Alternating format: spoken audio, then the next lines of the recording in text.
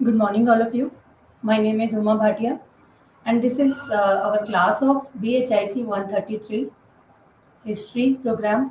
And we are going to cover in this class Unit 12 and Unit 13. In our earlier class, we have studied about Unit 11, Delhi Sultanate and Mughal period. Delhi Sultanate time period is 12th, 13th century to 14th century. And what about Mughal period? 16th to 17th century. And we are talking about inland trade in Unit 12. Inland trade. Trade and commerce under the Delhi Sultanate. Because in these two units, Unit 12 and Unit 13, we are going to cover about trade, commerce, and export, import, and revenue system. We will cover these things in our Unit 12 and Unit 13. First of all, we are going to cover about trade and commerce under Delhi Sultanate. There emerged some considerably big flourishing towns as well as numerous townships during the 13th, 14th centuries. These towns naturally needed to be fed and supplied raw material for craft production. At the same time, there was growing practice of land revenue realization in cash. But the time of Alauddin Khalji, have you heard about Alauddin Khalji? He has done a lot of reforms. He has done a lot of reforms related to commerce, related to trade, related to market system, and so many things he had defined a lot of things related to that.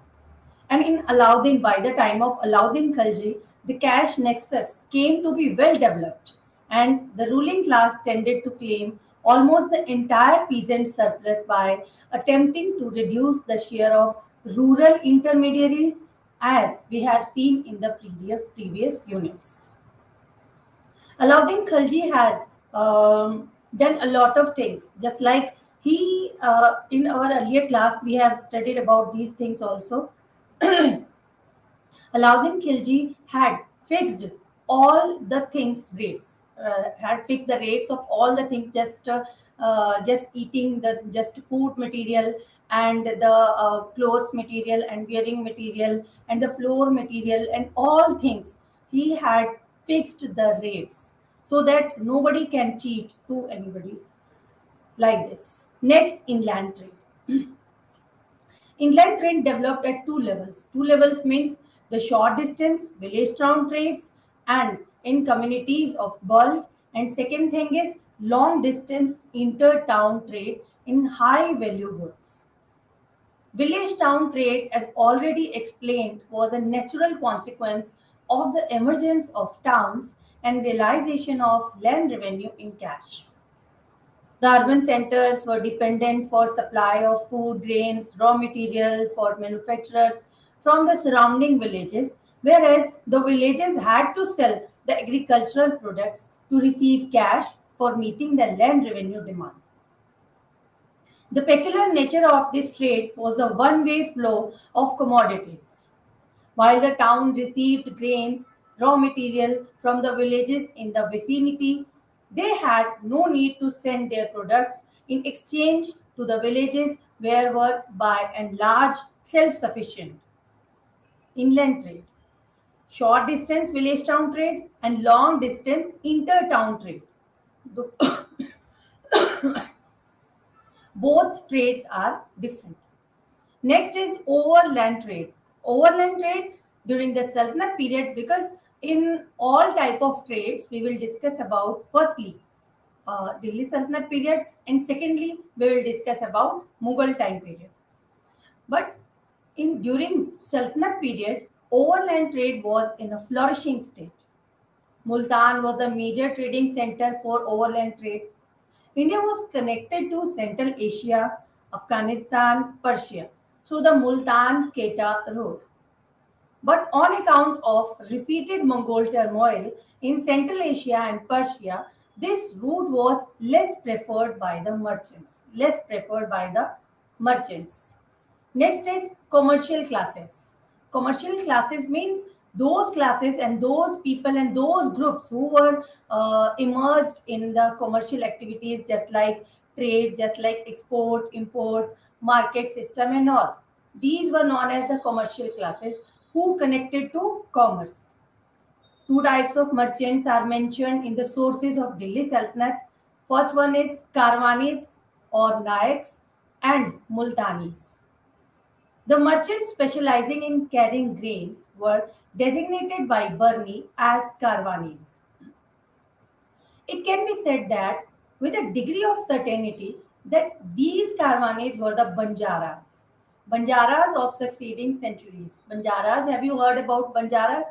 A very old word which we use for the Banjaras. Just like Banjaras are moving from here to there and in search of food, in search of pasture land, in search of cattle, in search of land that will be very helpful to fed their cattle.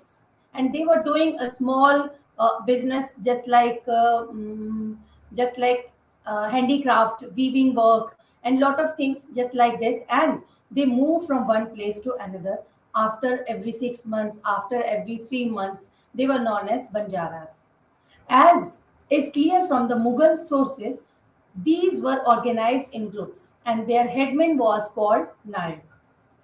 The other important group of merchants mentioned in our sources was that of the Multanis. First of all, we have studied about Banjaras, and the head of Banjaras were known as Nayaks. And next is Multanis. Burni says that the long distance trade was in the hands of these merchants. Long distance trade. They were engaged in usury and commerce. It appears that the Sahas and Multanis were rich enough to give loan even to nobles, who, according to Burni, were generally in need of cash. The merchants who need cash, and they give who gave Multanis and Sahas, they give a lot of cash to the merchants whenever they need at that time. Next is the another important commercial class that emerged during the Sultanate period was that the dalals. Dalals means the brokers, means the mediator. They worked as a link between buyer and the seller and took permission from both the parties. Means buyer and the sellers. The dalals, they took permission from the both parties. And Bernie says that they were the masters of market. Masters of market means Hakiman Bazaar. They were instrumental in raising prices in the market. Whenever they raise the price in the market, and they will be the responsible for that thing, just like Alauddin Khilji used to consult them about the cost of production of every article in the market in order to fix prices, because he want sorry he wanted to fix the price of every commodity, of everything which was held in the market, which was kept in the market. He wanted to fix all the prices because he did not want to cheat to any other person with the help of these things, so that so he had fixed the prices. Means, and next is Sarraf. Sarraf was another mercantile group whose economic role was no less important than the brokers. Earlier we have studied about brokers, we have studied about dalals, and now we are talking about Sarraf. Sarraf were another mercantile group whose economic role was no less than the brokers. As money changers, just like money changers, just like you can say, if any other countries people entered into our country and they need to change their currency, and they meet at that time to Sarraf to change the currency of that particular area. Next is means of transport. If we are talking about trade, commerce, and all things, then after these things, second important thing was means of transport. Then, if we produce anything, then what type of transport we will cover? it appears that the goods were transported both by pack animals and on bullock carts. Perhaps the share of the pack animals was more than the latter. Ibn Battuta, Ziauddin Burmi, a lot of scholars have described about the means of transport of that particular Delhi Sultanate time period and Mughal time period. Ibn Battuta mentions 30,000 mans of grains being transported on the backs of 3,000 bullocks from Amroha to Delhi. Bullock carts were also used according to Afif for carrying passengers on payment. They use that the people who carry grains and they transport that grain to another country, to another city, just like Delhi to Amroha and Amroha to Delhi. Means they used pack animals and bullock carts both for means of transport. Next is trade and commerce under the Mughals.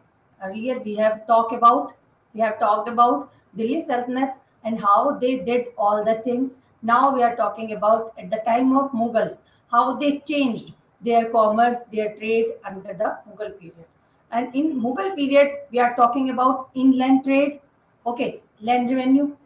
Land revenue was realized in cash. First of all, if the ruler will get the revenue of that time, then this will be the salary of that particular ruler. If the emperor want to spend some money on their empire, then he needs a lot of cash, and cash in type of revenue in type of cash. This means that the surplus agricultural produce was to be sold. Bulk of this produce was sold in the village itself. Bulk of most of this purchase was made by Banjaras, the traditional grain merchants. They in turn carried it to other towns and the markets. Tavernier, a French traveler who came to India in second half of 17th century, what he says that in almost every village could be bought rice, flour, butter, milk, vegetables, sugar, and other sweets. In some villages, even sheep, goat, fowl, etc. were available.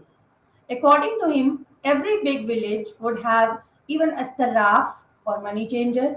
In addition, every locality had markets in the nearby towns where people from the surrounding areas would come to buy and sell the things.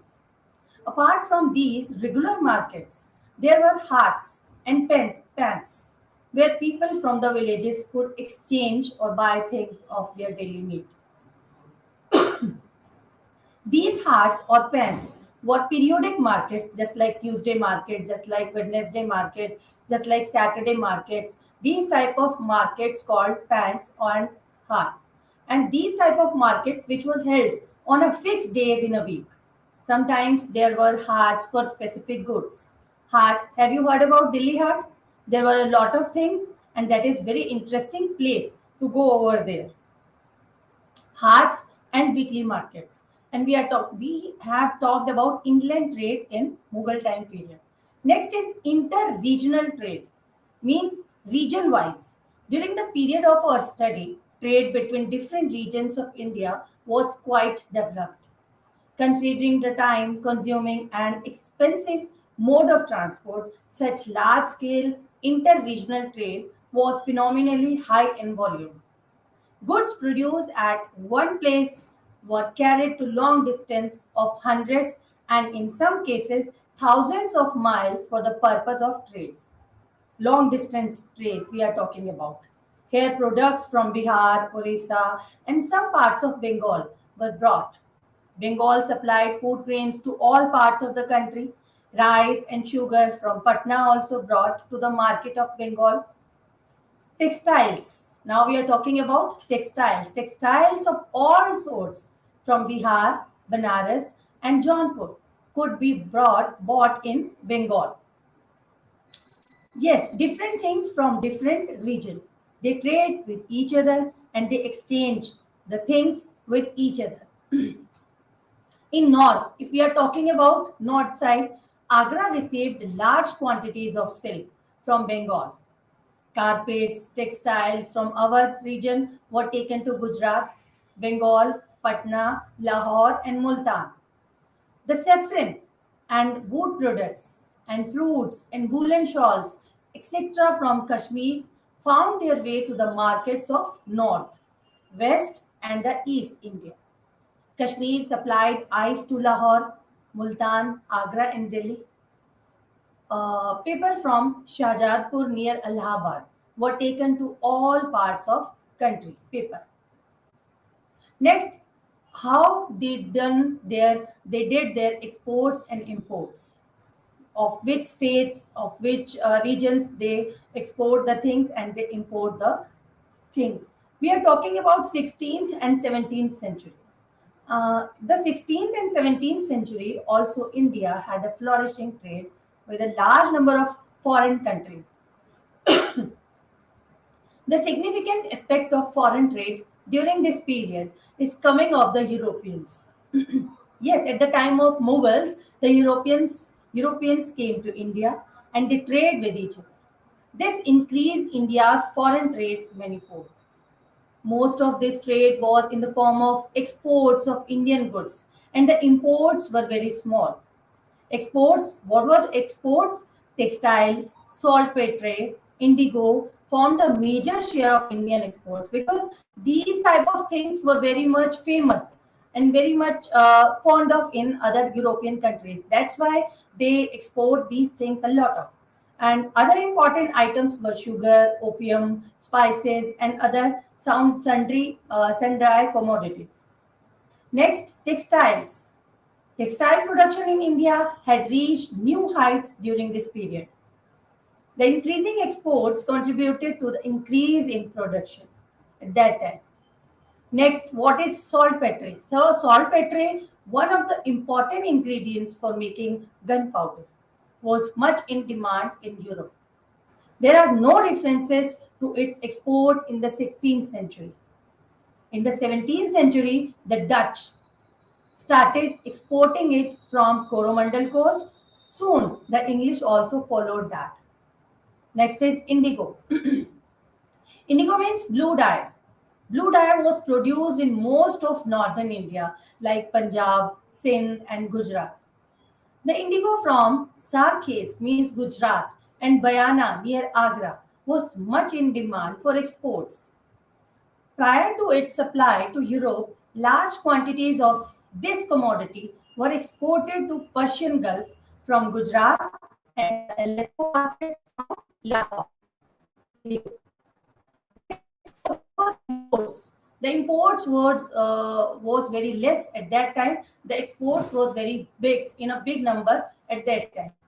As compared to exports, the imports were limited to only few select commodities, just like silver. Silver was the main item of import as it was brought to finance the purchases of European companies and other from different parts of Europe and Asia.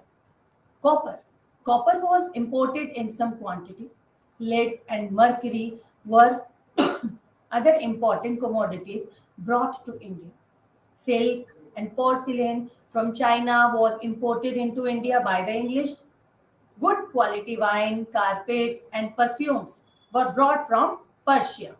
These things import from other countries and other cities. Now you can see the trade routes and means of transport. How they connect trade routes from the very famous cities at that time. Here you can see the dots. Dots means the way how they transport their things to each other cities. Just like Delhi, Agra, Lucknow, Patna. Yes, this way is just like a similarly. Ajmer, Allahabad, and after that Bahrampur. Next, after that Aurangabad, Hyderabad. These were the trade routes which they connected with each other. Inland trade routes. The major land routes in India in 17th century, how they connected with each other. Now you can see this map. Next is means of transport. How they connect how they connect with each other with the help of transport. Transport, land transport, river transport, and air transport. These three types of transport. But at that time, air transport was not prevalent. At that time, land transport was with the help of bullock cart and with the help of pack animals. They help each other. Next is river transport. River played a very big role during the transport. Like while moving in the direction of the flow of the river, it was much faster. If you want to send anything to that particular area where the flow of river was going at that time, that will be very fast. Generally, it took less than half the time than by road. At the same time, river transport was cheaper also. For example, from Multan to Thatta, the goods by river would cost rupees 3/4 per mount, while for a shorter distance by land, it would cost around rupees 2 per mount. That is the difference. Now you can see related to this map, major trade routes. Dash dash was known as sea route and the dot dot was known as overland trade route. Now you can see the difference between sea route and the trade route, overland trade route. These were the ways by which they connect with each other. Trade routes. Yes. Now next going to start about the administration and the trade. How they administrate their empire at that time. They administrate and trade their empire with the help of taxes, with the help of land revenue. That was the very in a big amount at that time, and they the revenue will be very much helpful in running their empire. Almost everything sold in the market was taxable. Everything which the people were using at that time, that was taxable. The main articles taxed were clothes, leather, food grains, cattle, etc. Every time the merchandise was sold, a certain tax was to be paid. Certain tax means 3/4, 1/2, and 2/4. And we do not have enough data to calculate the exact rate of taxation. What was the exact rate of taxation at that time? The general accounts suggest that these taxes were quite harsh. And how they quite harsh means when the tax collectors came to the people to collect the tax, then they treat very harshly with the peoples. That is the thing which we are talking about, the harsh conditions.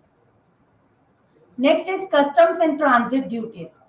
Like if any goods, if the type of goods were transported to other region, one region to another region, then the traders would have to pay the transit dues, would have to pay the custom duties at that time. Because if they cross the particular line of that particular region and they enter into another region, then they will have to pay the custom duty. Next is when goods were taken from one place to another. Information on the rate of custom levies. All merchandise brought through the ports was taxable. Abul Fazl, who had written Aine Akbari, Abul Fazl says that during Akbar's time, the duties did not exceed 2.5%. One early 17th century account suggests that at Surat, the charges were 2.5% on goods, 3% on provisions, 2% on money, gold and silver. Towards the close of the 17th century, the custom ranged to 5%. Aurangzeb levied separate transit taxes for separate groups. The rate fixed was 2.5 from Muslims, 5% from Hindus, and 3.5 from foreigners. These rates were applicable throughout the empire. These type of taxes they opposed and they played very important role at that time. Personnel of trade and commercial practices under the Mughals. Personnel of trade. In the whole commercial process means trade, export, import, certain specialized groups of merchants, brokers, and serafs. They played their role at various levels. Just like talking about banjaras. They procured a number of animals. They have a lot of animals and moved from one place to another place, buying and selling goods. And Jahangir, in his Tajuke Jahangiri, the book, the record, the Tanjuke Jahangiri records in this country, the Banjaras are a fixed class of people who possess 1,000 oxen, more or less, varying in numbers. They bring grain from villages to towns and also accompany armies.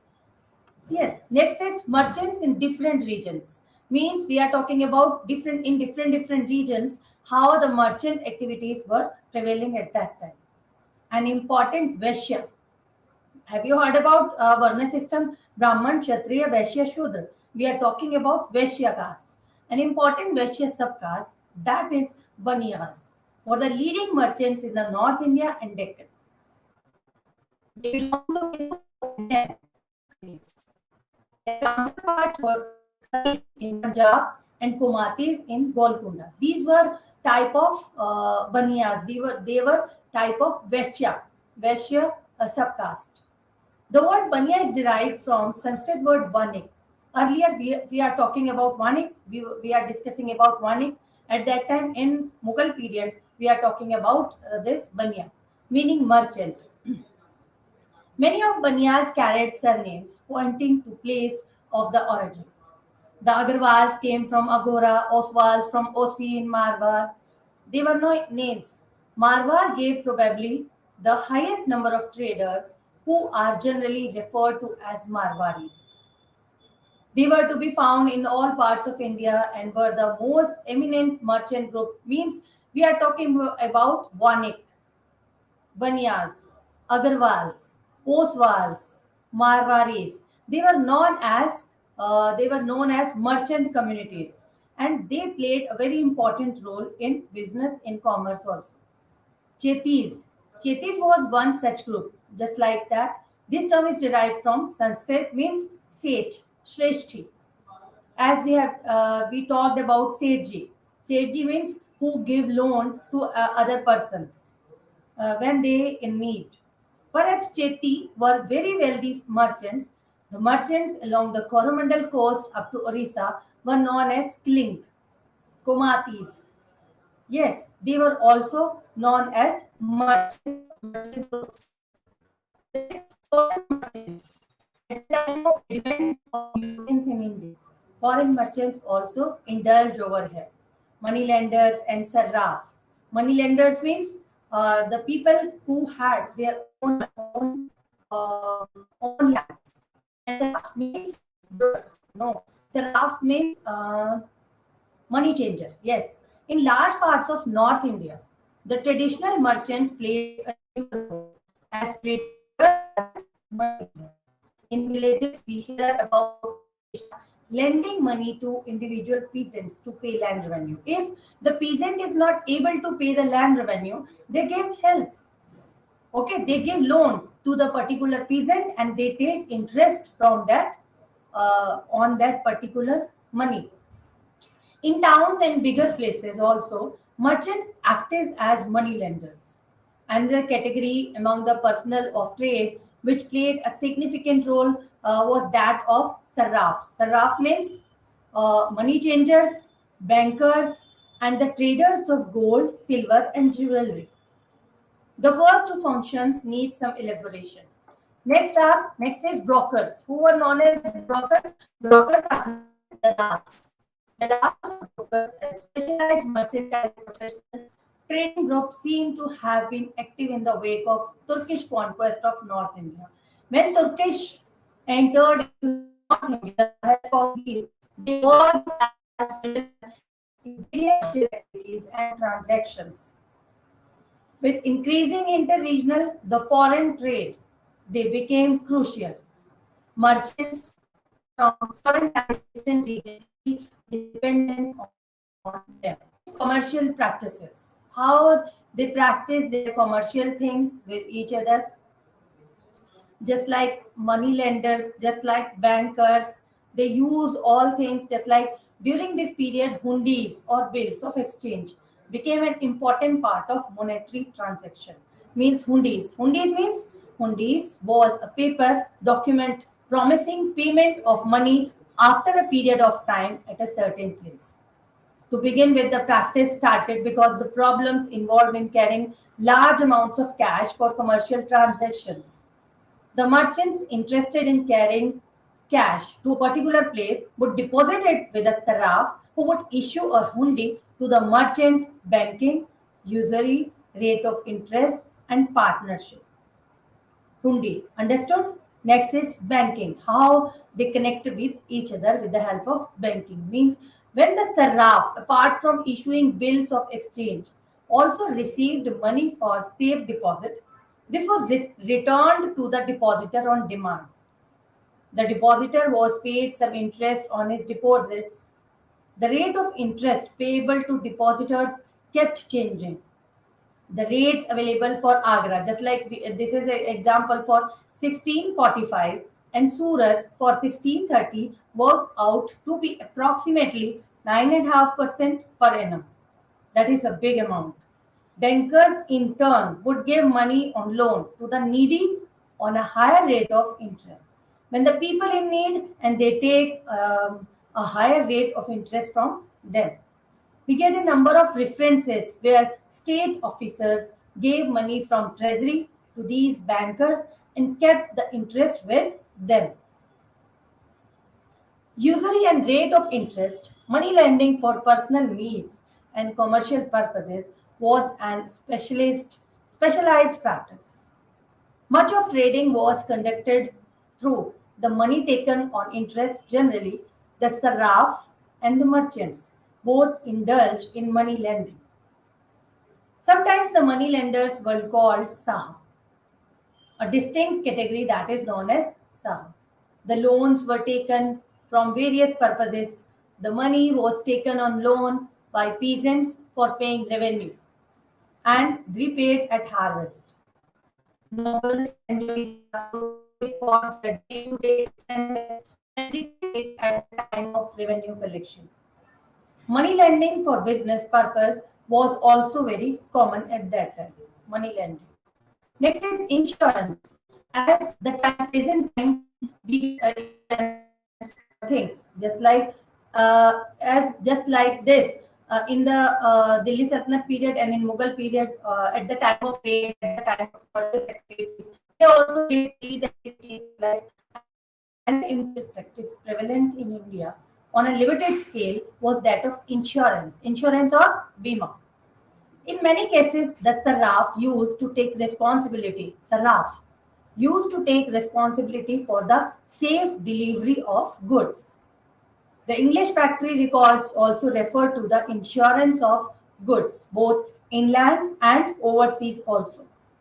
Insurance played a very important role in our business, in our commercial activities at the time of present time and past time also. Next is merchants, trading organization and the state. How merchants, how they organize their trading things and with the help of the state. Have you heard about the guild system? Guild system means the group of merchants which in which they involved in the same business. In the same business, like they were make their guilds and they will make their organizations. Okay, which they frame their rules. The rules and laws governing the day-to-day business were generally framed by the business community itself. Merchants had their own guilds and their own organizations, which framed rules and regulation for their groups. We get references to such organizations in our sources. In Gujarat, these were called Mahajans. In time also we are talking about the first quarter of 18th century, it means in Mughal period, we get evidence of 53 Mahajans in Ahmedabad. The Mahajan was the organization of traders dealing in a specific commodity in a particular area, irrespective of their caste. The term Mahajan. What is the term Mahajan? The Mahajan was at times used for big merchants. Also, probably because they were the heads of their organizations. Means they were heads of their guilds. There were separate caste-based organization also. The most influential and wealthy merchant of the town was called Nagar Seth. Sometimes treated as a hereditary title, Nagar Seth was a link between the state and trading community. Yes, this was the link. Next, you can see the how the oceanic trade was helping at that time. Oceanic trades, how the people of that particular time they trade with each other with the help of the oceans. Now you can see in unit 13 we will cover these oceanic trade, the major seaports in 13th to 15th century.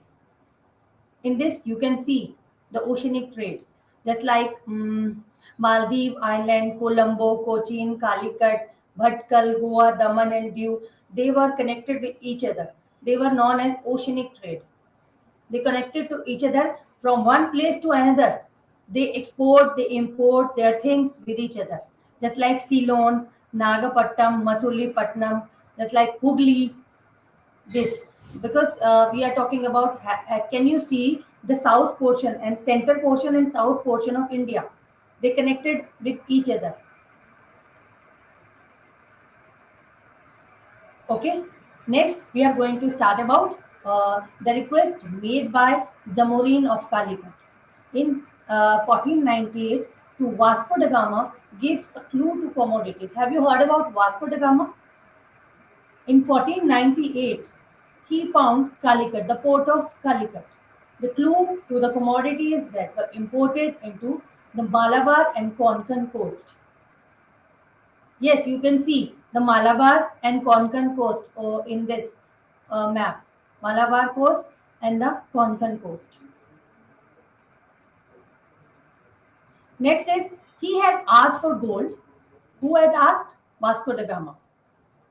Who had asked for gold, silver, coral, and scarlet. Alfonso de Albuquerque, the Portuguese governor of Goa, they gave a list of commodities to the king of Portugal in 1513 that could be marketed in India. This included items like coral, just like copper, quicksilver, and vermilion, and brocades, velvet, carpets, saffron, rose water, clothes of various kinds.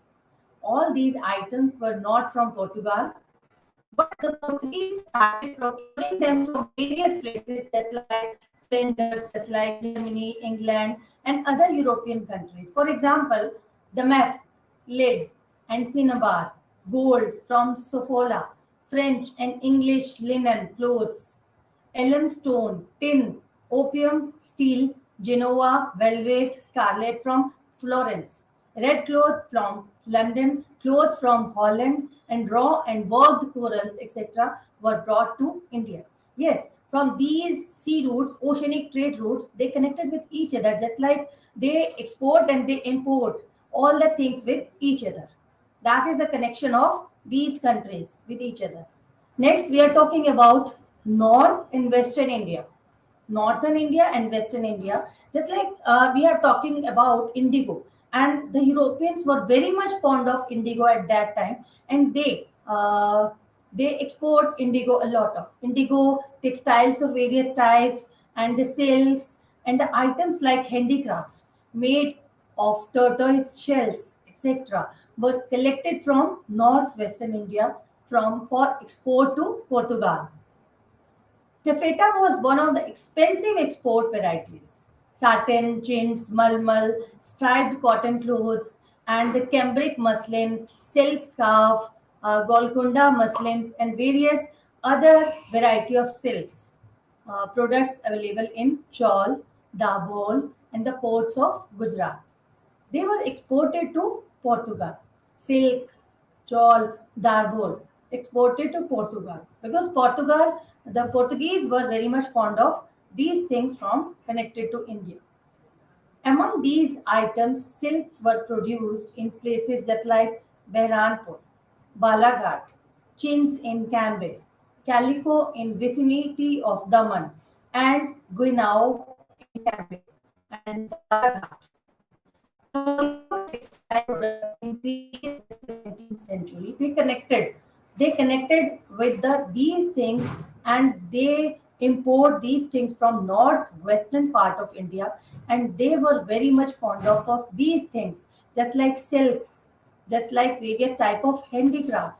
Handicraft, it was made of tortoise shell. Do you know what is tortoise shell? Tortoise shells, and that thing was very much helpful for the handicraft for the northwestern Indian, and they export these things to Portugal.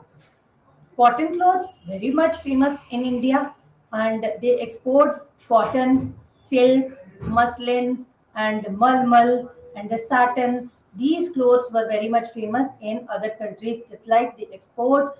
That's why they export these clothes to Portugal. Next, we are talking about eastern coast, just like Bengal. है ना? What things were very much famous in Bengal? Just like we are talking about textiles of various kinds constituted the chief export from the eastern coast of India. Textiles. Textiles just like sandalwood.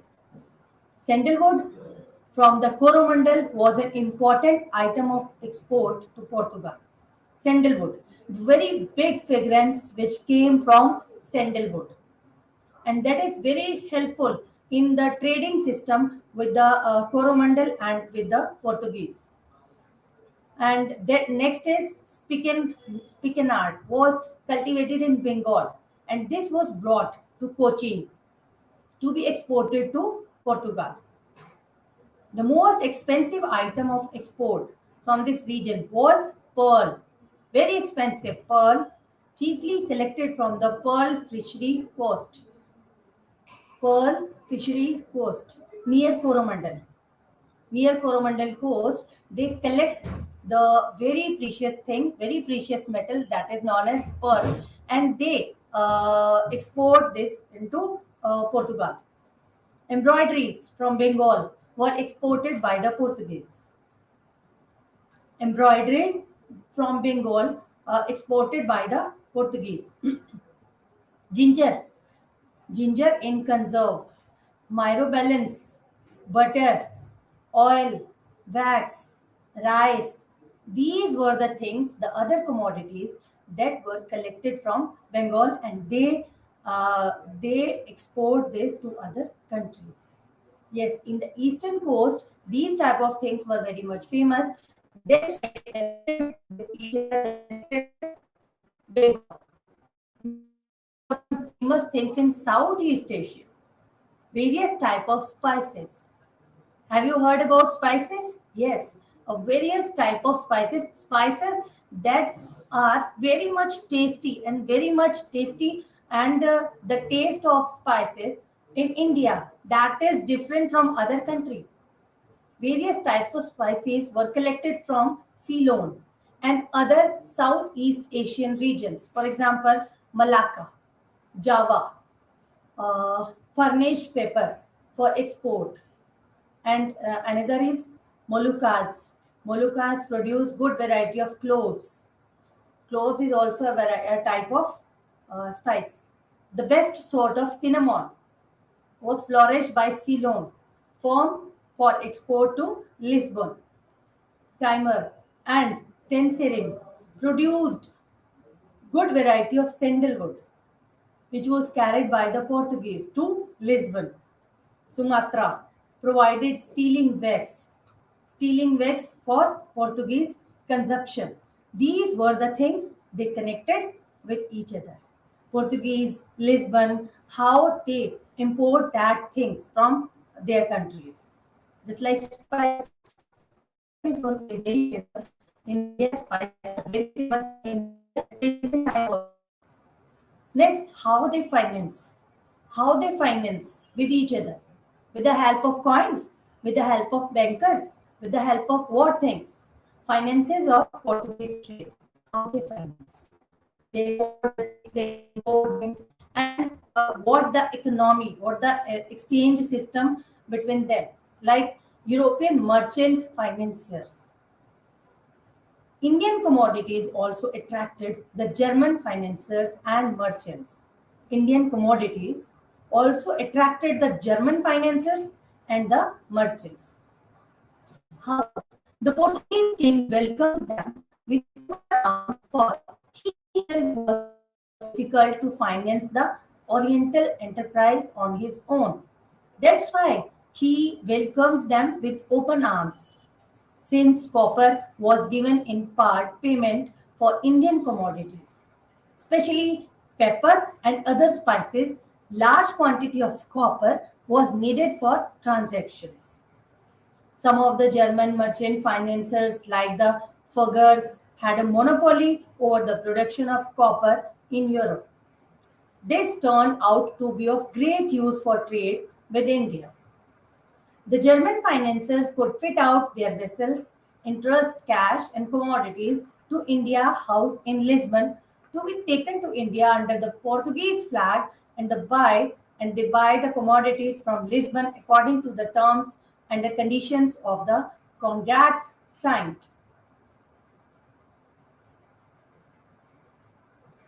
Next is Indian merchants and rulers. How they connected with each other. Indian merchants and Indian rulers.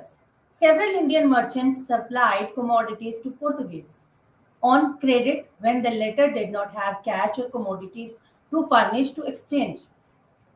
The merchants of Cochin, especially the marketers, especially the Marakkars, who were of great help to the Portuguese in this respect, and their services were gratefully remembered by the Portuguese officials.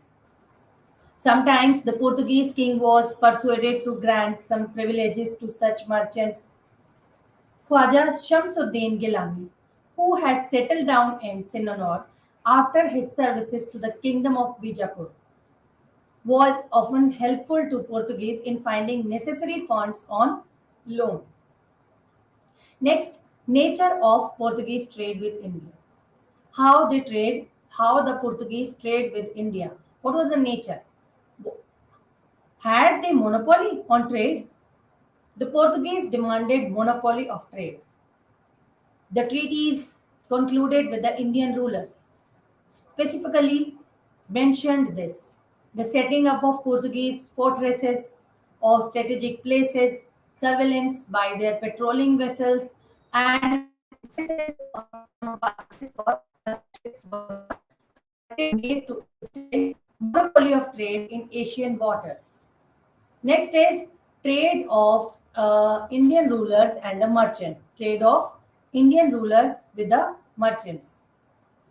The Portuguese to establishing total monopoly or trade of the situation in which trade conducted by Indian rulers and merchants was totally uprooted. The king of Canada, for instance, used to laden with commodities to Cambay and Hormuz. He imported horses from the above mentioned places, though this was identified by the Portuguese as a monopoly item. Next is trade and production, how they trade and how they produce the things. In view of greater demand for pepper, the cultivators strove to increase the production. It is calculated that the production of pepper in the Malabar area went up by 200 to 275% in the period between 1515 and 1607. Means they increased their production of the pepper at that time. And it is rather difficult to make a comparison and assert with certainty the exact percentage of increase in production. Next is the Indian rulers and the European companies. How the Indian rulers treat with the European companies when they entered. Because have you heard about the European companies, just like East India Company, French, Dutch, they entered into India for their trade purposes, and after fulfilling their desires, they settle over here To ensure smooth sailing of Indian ships, it was necessary to align with one or the other powerful European who were masters of the seas. Mughals were very much strong. The European merchants followed the policy of seeking concessions through their petitions and the presents. The companies also combined trade with diplomacy with war and control of territory where their factories were situated. At the time of entry of European companies in India, they request they request for something and they impose for all the things, and they after the imposing the things they monopoly and they concession and they all things they took advantage of the they took advantage of saying yes of the Mughal rulers at that time. Next, after English East India Company, the Dutch. In 1600, English East India Company came to India, and in 1602, the Dutch East India Company was formed through a charter. The Dutch were primarily interested in spice trade. Same, they paid more attention to the Far East. India was just a trading depot for them. They established their first factory in Pettapalli in North Coromandel in 1606, followed by another in Masulipattnam in the same year.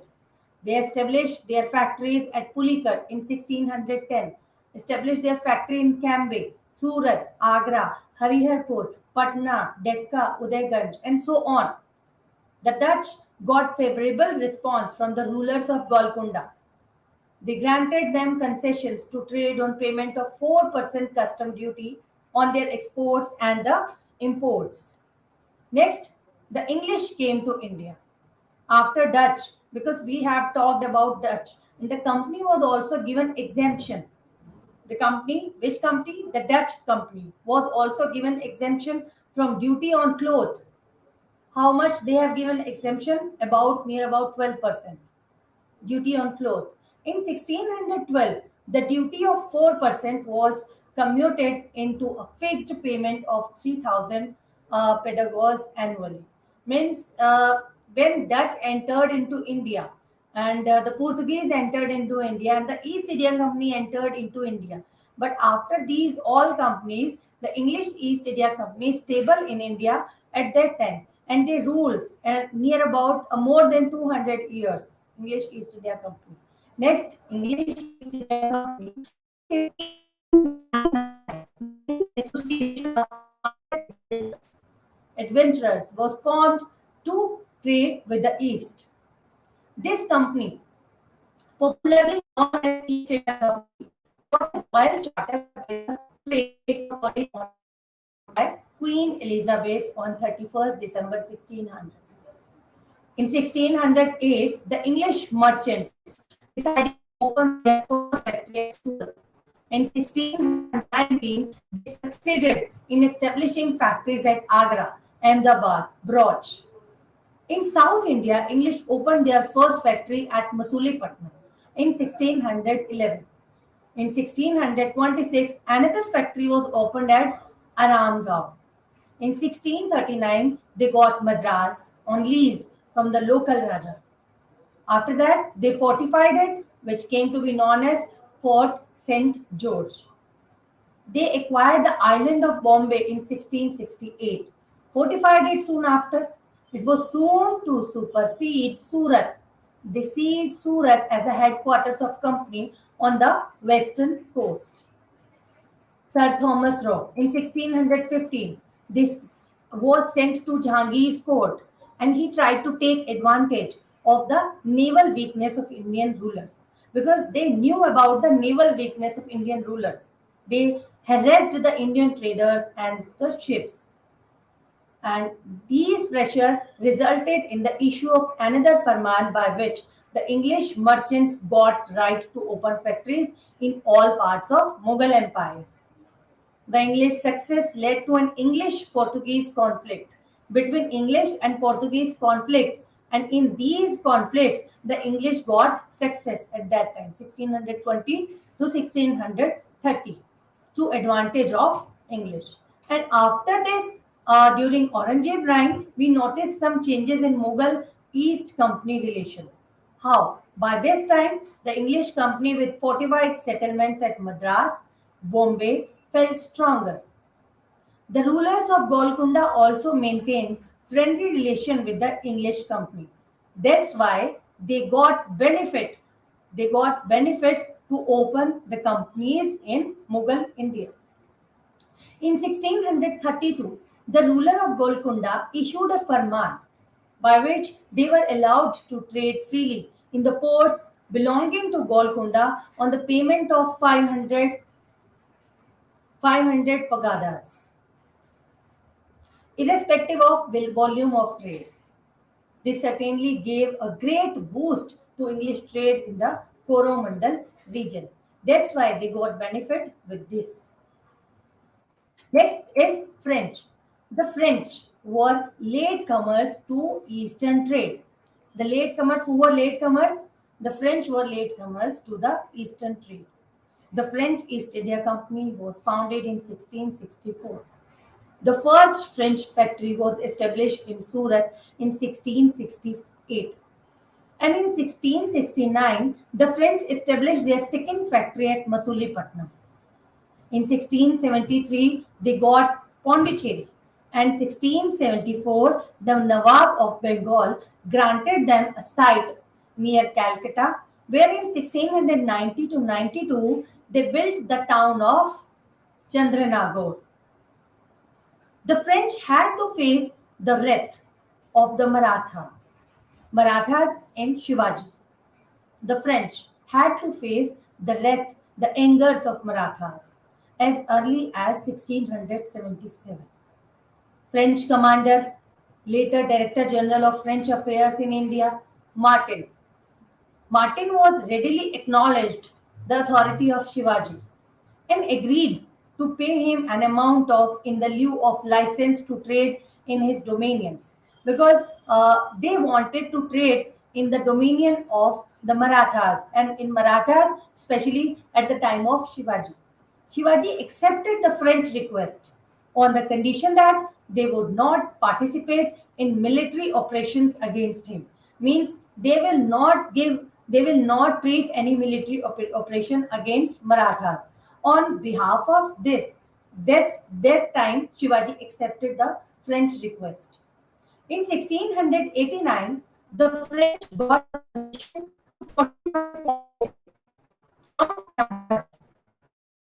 French got the permission to fortify Pondicherry. The French also succeeded in getting a farman from Aurangzeb as early as 1667, in which to open their factory at Surat. In 1667, Aurangzeb has given the farman all over India to open their factory for French. In 1688, the Mughal Emperor Aurangzeb ceded Chandranagore village to the French. The French maintained close ties with Dost Ali and Nawab of Carnatic. Have you heard about Carnatic Wars? The three Carnatic Wars held at that time were fought between French and the English. And between these, in these wars, the English had won the wars and they maintained their trade in India, and the French had to go. The French maintained close ties with Dostali and Nawab of Carnatic. On the basis of a strong recommendation by him, the Mughal Emperor Muhammad Shah issued a farman granting permission to the French to mint and issue gold and silver currency bearing the stamp of Mughal Emperor and the name of place of minting at that time. Means how they took advantage. How they took advantage, who? The French, the English, and the Dutch, and the Portuguese. How they took advantage means if you have heard about the Portuguese had ceded all the sea routes, and they have taken their right. They have given their rights on the all the sea routes as French, English, Dutch, and Portuguese, and they have taken advantages. And on these advantages, they have ruled. and in French, English, Portuguese, and fourth one is Dutch. The English East Indian Company stabled in India. Only East India Company stabled in India, not the French, not Portuguese, not Dutchess. We have covered Unit 12 and 13. In our next class, we will cover Unit 14 and Unit 15 in our next class. Thank you. Have a nice day.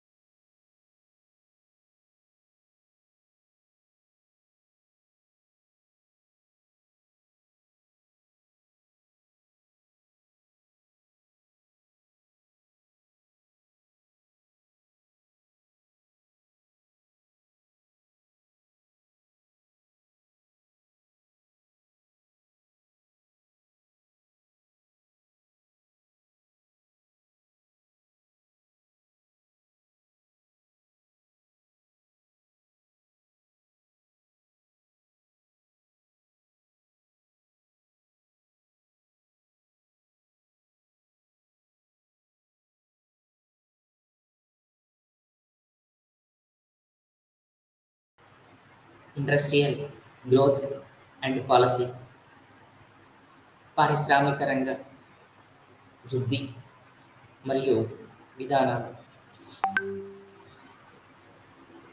సాధారణంగా అభివృద్ధి చెందిన దేశాలు పారిశ్రామిక రంగానికి అత్యధిక ప్రాధాన్యతను ఇస్తుండగా, అభివృద్ధి చెందుతున్న దేశాలు వ్యవసాయ రంగానికి ప్రాధాన్యతను ఇస్తున్నారు. మరి అభివృద్ధి చెందిన దేశాలు అంటే America, UK, Australia, Canada, Japan, Germany, Russia. So ఈ దేశాలు పారిశ్రామిక రంగ అభివృద్ధికి, పారిశ్రామిక రంగమే అత్యంత కీలకమైనటువంటి రంగంగా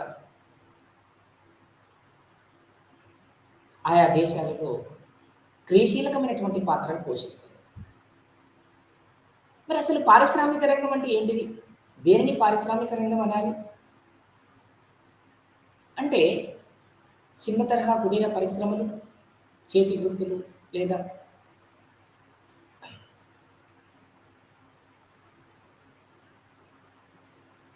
గ్రామీణ చిన్న తరహా కుటీర పరిశ్రమలు, సాంప్రదాయ పరిశ్రమలు, మధ్య తరహా పరిశ్రమలు, భారీ తరహా పరిశ్రమలు, అతి భారీ తరహా పరిశ్రమలు, మ్యానుఫ్యాక్చరింగ్ సెక్టార్, వీటన్నింటినీ కలిపి పారిశ్రామిక రంగం అంటారు.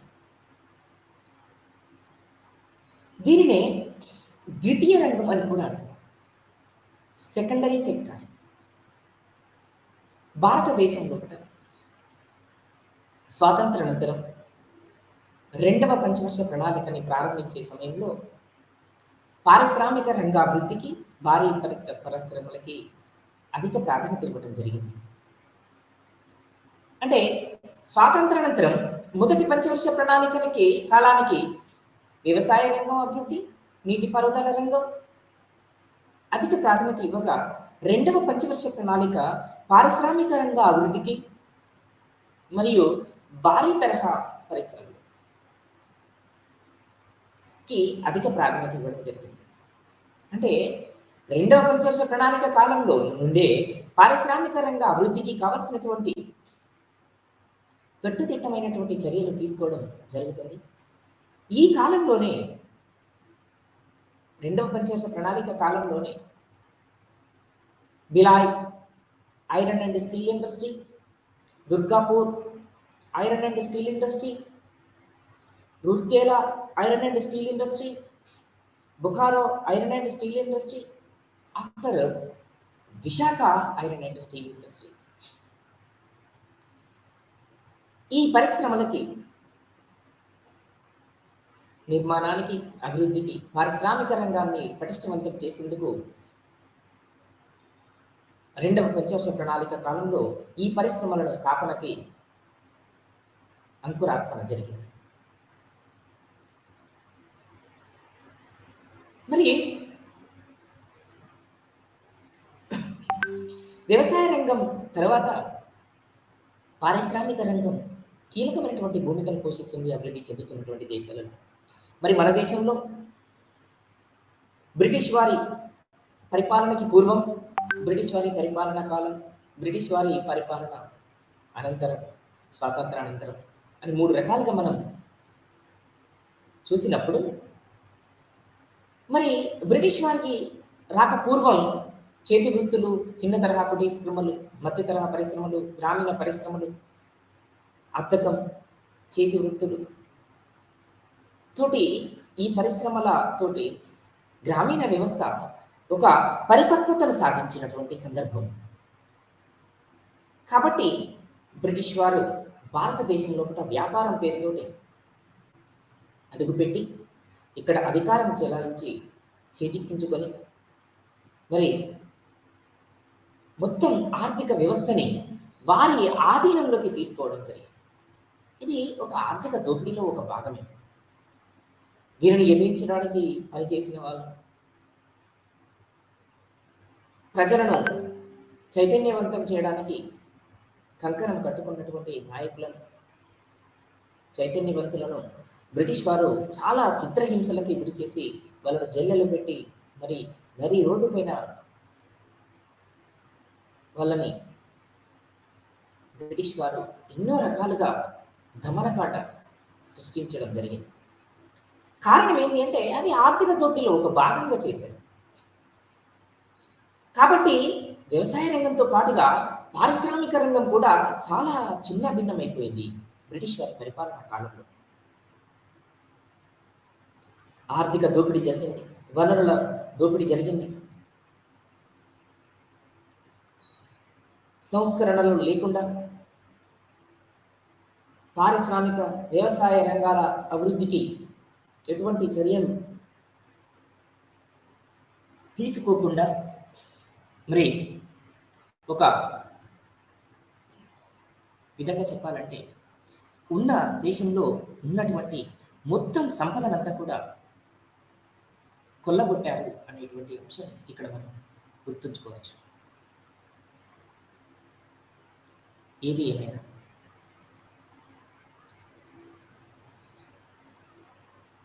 పారిశ్రామిక సేవల రంగాలు దేశ ఆర్థికాభివృద్ధిలో కీలకమైనటువంటి పాత్రని పోషిస్తాయి. దాదాపుగా మన దేశంలో 28 నుండి 29% జనాభా పారిశ్రామిక రంగం పైన ఆధారపడి పనిచేస్తున్నారు.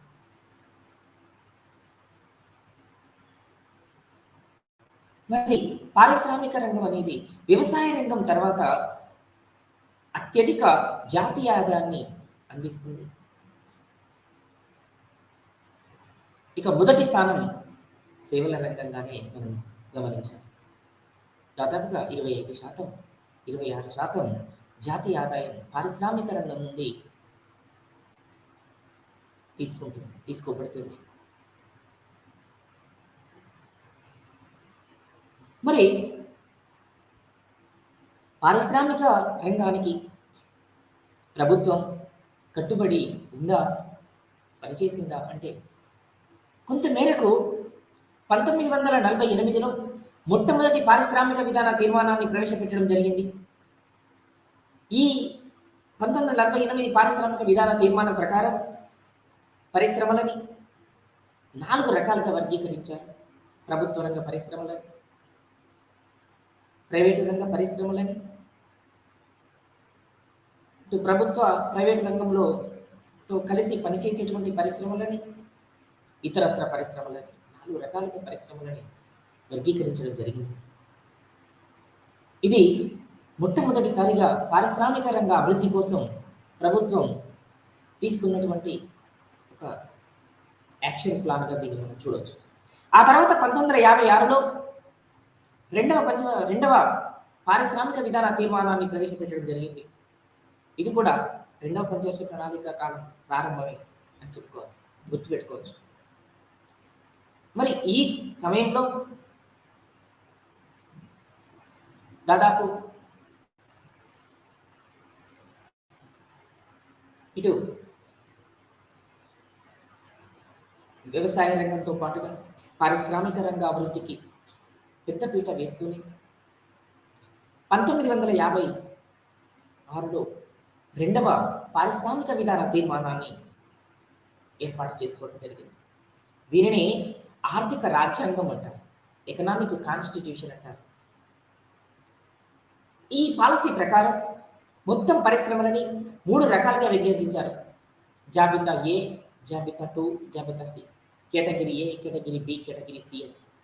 మరి కేటగిరీ బిలో దాదాపుగా 17 పరిశ్రమలు, కేటగిరీ బిలో 11 పరిశ్రమలు, ఇలా మొత్తం పరిశ్రమలని 3 కేటగిరీలుగా వర్గీకరించుకోవడం. అటు పిమ్మట 1977లో అంటే 1948 పారిశ్రామిక విధాన తీర్మానము, 1956 పారిశ్రామిక విధాన తీర్మానం కూడా మరి మధ్య తరహా, పెద్ద తరహా పరిశ్రమలకి అధిక ప్రాధాన్యతనిచ్చింది, ప్రభుత్వ రంగానికి అధిక ప్రాధాన్యతనిచ్చింది. 1977 పారిశ్రామిక విధాన తీర్మానం మరి కాంగ్రెసేతర ప్రభుత్వం ఏర్పాటు చేసినటువంటి పారిశ్రామిక విధాన తీర్మానం 1977లో ఏర్పాటు చేసుకుందాం. 1977 పారిశ్రామిక విధాన తీర్మానం ప్రకారంగా చిన్న తరహా కుటీర పరిశ్రమలకి అధిక ప్రాధాన్యత ఇచ్చారు. ప్రభుత్వ రంగానికి అధిక ప్రాధాన్యత ఇచ్చారు. గ్రామీణ పరిశ్రమలకి అధిక ప్రాధాన్యత ఇచ్చారు. కాబట్టి చిన్న తరహా కుటీర పరిశ్రమల అభివృద్ధి, గ్రామీణ పరిశ్రమల అభివృద్ధి అన్నది ఇక్కడ ఒక కీలకమైనటువంటి అంశంగా మనం గమనించాలి. ఆ తర్వాత 1977 తర్వాత తిరిగి మళ్ళీ కాంగ్రెస్ ప్రభుత్వం అధికారంలోకి వస్తుంది. మళ్ళీ తిరిగి ఎమ్మడే ఆ పారిశ్రామిక విధానం స్థానంలో 1980లో 1980 సంవత్సరంలో మళ్ళీ తిరిగి 4వ పారిశ్రామిక విధాన తీర్మానాన్ని ప్రవేశపెడుతుంది. ఈ పారిశ్రామిక రంగాన్ని ఇది పూర్తిగా కూడా 1956 పారిశ్రామిక విధాన తీర్మానాన్ని పోలి ఉంటుంది. అంతేకాకుండా ప్రభుత్వ రంగానికి అధిక ప్రాధాన్యత ఇస్తూ మధ్య తరహా పరిశ్రమలు, పెద్ద తరహా పరిశ్రమలు, అతి భారీ తరహా పరిశ్రమలకి అత్యధిక ప్రాధాన్యత ఇచ్చిన సందర్భం. అలాగే 1980 తర్వాత 1991 వరకు ఎలాంటి పారిశ్రామిక విధాన తీర్మానాలని ఏర్పాటు చేసుకోలేకపోయాం. కానీ ఈ కాలంలో జరిగినటువంటి ఆర్థిక రాజకీయ అస్థిరతలు ఏ విధంగా ఉన్నవి, వీటి యొక్క ప్రతిఫలంగా, ఈ పరిస్థితుల ప్రతిఫలంగా మరి ఈ విధంగా అభివృద్ధి, ఏ విధంగా ముందుకు వెళ్ళింది అనేటువంటి అంశాన్ని మనం ఇక్కడ గమనించుకోవచ్చు. అంటే మరి అభివృద్ధి ముందుకు వెళ్ళిందా, వెనుకకు వెళ్ళిందా అనేటువంటి అంశాలు కనుక మనం చాలా క్షుణ్ణంగా పరిశీలించినప్పుడు 1980 నుండి 1991 మధ్య కాలంలో క్రమక్రమంగా ప్రభుత్వ ఖజానాలు ఖాళీ అవుతూ వచ్చినవి.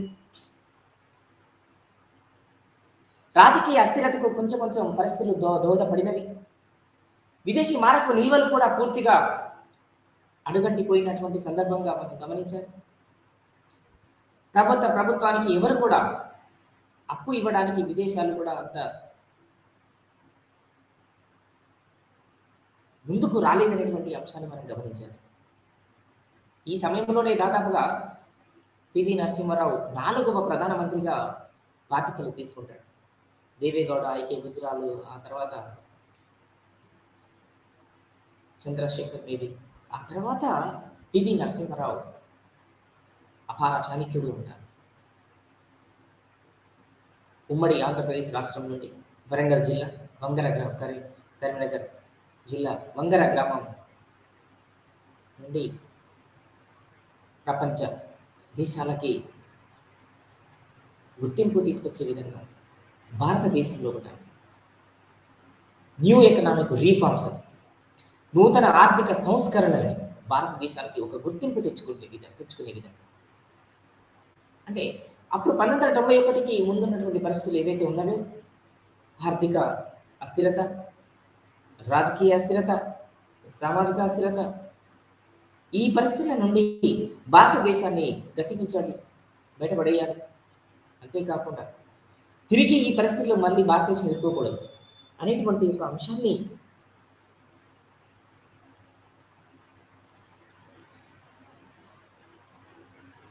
మనం చూస్తూ వచ్చాం. అంటే వారి యొక్క ఉద్దేశంలో కూడా, పివి నరసింహారావు గారి ఉద్దేశంలో కూడా ఎందుకు ఇటువంటి పరిస్థితులు ఏర్పడ్డవి, దీనిపైన పూర్తి రీసెర్చ్ జరగాలి, ఒక రకమైన పరిశీలన జరగాలి. ఎందుకు భారతదేశం ఇలాంటి సందిగ్ధమైనటువంటి పరిస్థితులలో ఎదుర్కొంది, ఆర్థిక అస్థిరత, రాజకీయ అస్థిరత, సామాజిక అస్థిరత, వీటికి ముఖ్య కారణాలు ఏంటి అనేటువంటి అంశాలని మరి చాలా క్షుణ్ణంగా పరిశీలించి, అప్పుడు రిజర్వ్ బ్యాంక్ ఆఫ్ ఇండియా గవర్నర్గా ఉన్నటువంటి డాక్టర్ మన్మోహన్ సింగ్ గారిని, మరి ఎంతో ఆర్థిక అంశాలలో నైపుణ్యం, ప్రావీణ్యం కలిగినటువంటి మహానుభావుడు మన్మోహన్ సింగ్ గారిని ఆర్థిక శాఖ మినిస్టర్గా నామినేట్ చేసుకొని భారతదేశానికి అసలు ఎటువంటి కారణాలు దారి తీశాయి. ఇలాంటి పరిస్థితులు ఎదుర్కోవడానికి భారతదేశం ఎటువంటి తప్పిదాలు జరిగాయి ఎకనామీ పరంగా, సంస్కరణ పరంగా, మరి ఆర్థిక విధానాలు, సామాజిక విధానం, రాజకీయ విధానాలకు అనుగుణంగా మరి ఆ పరిస్థితుల నుండి భారతదేశాన్ని ఏ విధంగా మళ్ళీ తిరిగి ఒక పటిష్టవంతమైనటువంటి ఆర్థిక వ్యవస్థగా రూపొందించుకోవాలి అనేటువంటి అంశాన్ని చాలా క్షుణ్ణంగా అధ్యయనం చేసుకుంటూ భారతదేశ ఆర్థిక వ్యవస్థ మరి ఇప్పుడు కూడా భవిష్యత్తులో ఇలాంటి ఒడదొడుకులను ఎదుర్కోకూడదు అనేటువంటి అంశంతో ఎల్పిజి, లిబరలైజేషన్, ప్రైవేటైజేషన్, గ్లోబలైజేషన్ అనేటువంటి 3 విధానాలని నూతన ఆర్థిక సంస్కరణలో భాగంగా పరిచయం చేస్తూ, మనకు తెలుసు మరి ప్రైవేటైజేషన్,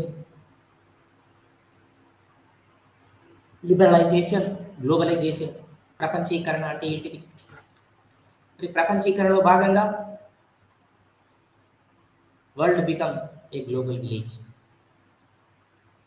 అంటే ప్రపంచీకరణలో భాగంగా మొత్తం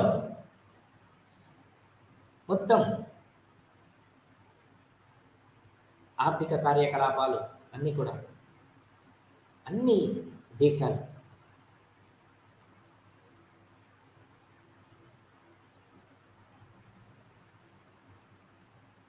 ఇంత మేరకి మరి అభివృద్ధి పారిశ్రామిక రంగం సాధించింది, ఇంకా ఇంత మేరకు సాధించాల్సిన అవసరం ఉంది. అంతేకాకుండా పారిశ్రామిక రంగ అభివృద్ధికి కావలసినటువంటి కట్టుదిట్టమైనటువంటి చర్యలు తీసుకోవడం కోసం ప్రస్తుత అవసరాలు ఏమిటి, ప్రస్తుత ప్రభుత్వాల యొక్క ఆవశ్యకత ఏమిటి అనేటువంటి అంశాలపైన చాలా క్షుణ్ణంగా పరిశీలన చేసి అదే సమయంలో పూర్తిగా ఈ లిబరలైజేషన్, ప్రైవేటైజేషన్, గ్లోబలైజేషన్ అనేటువంటి అంశాలని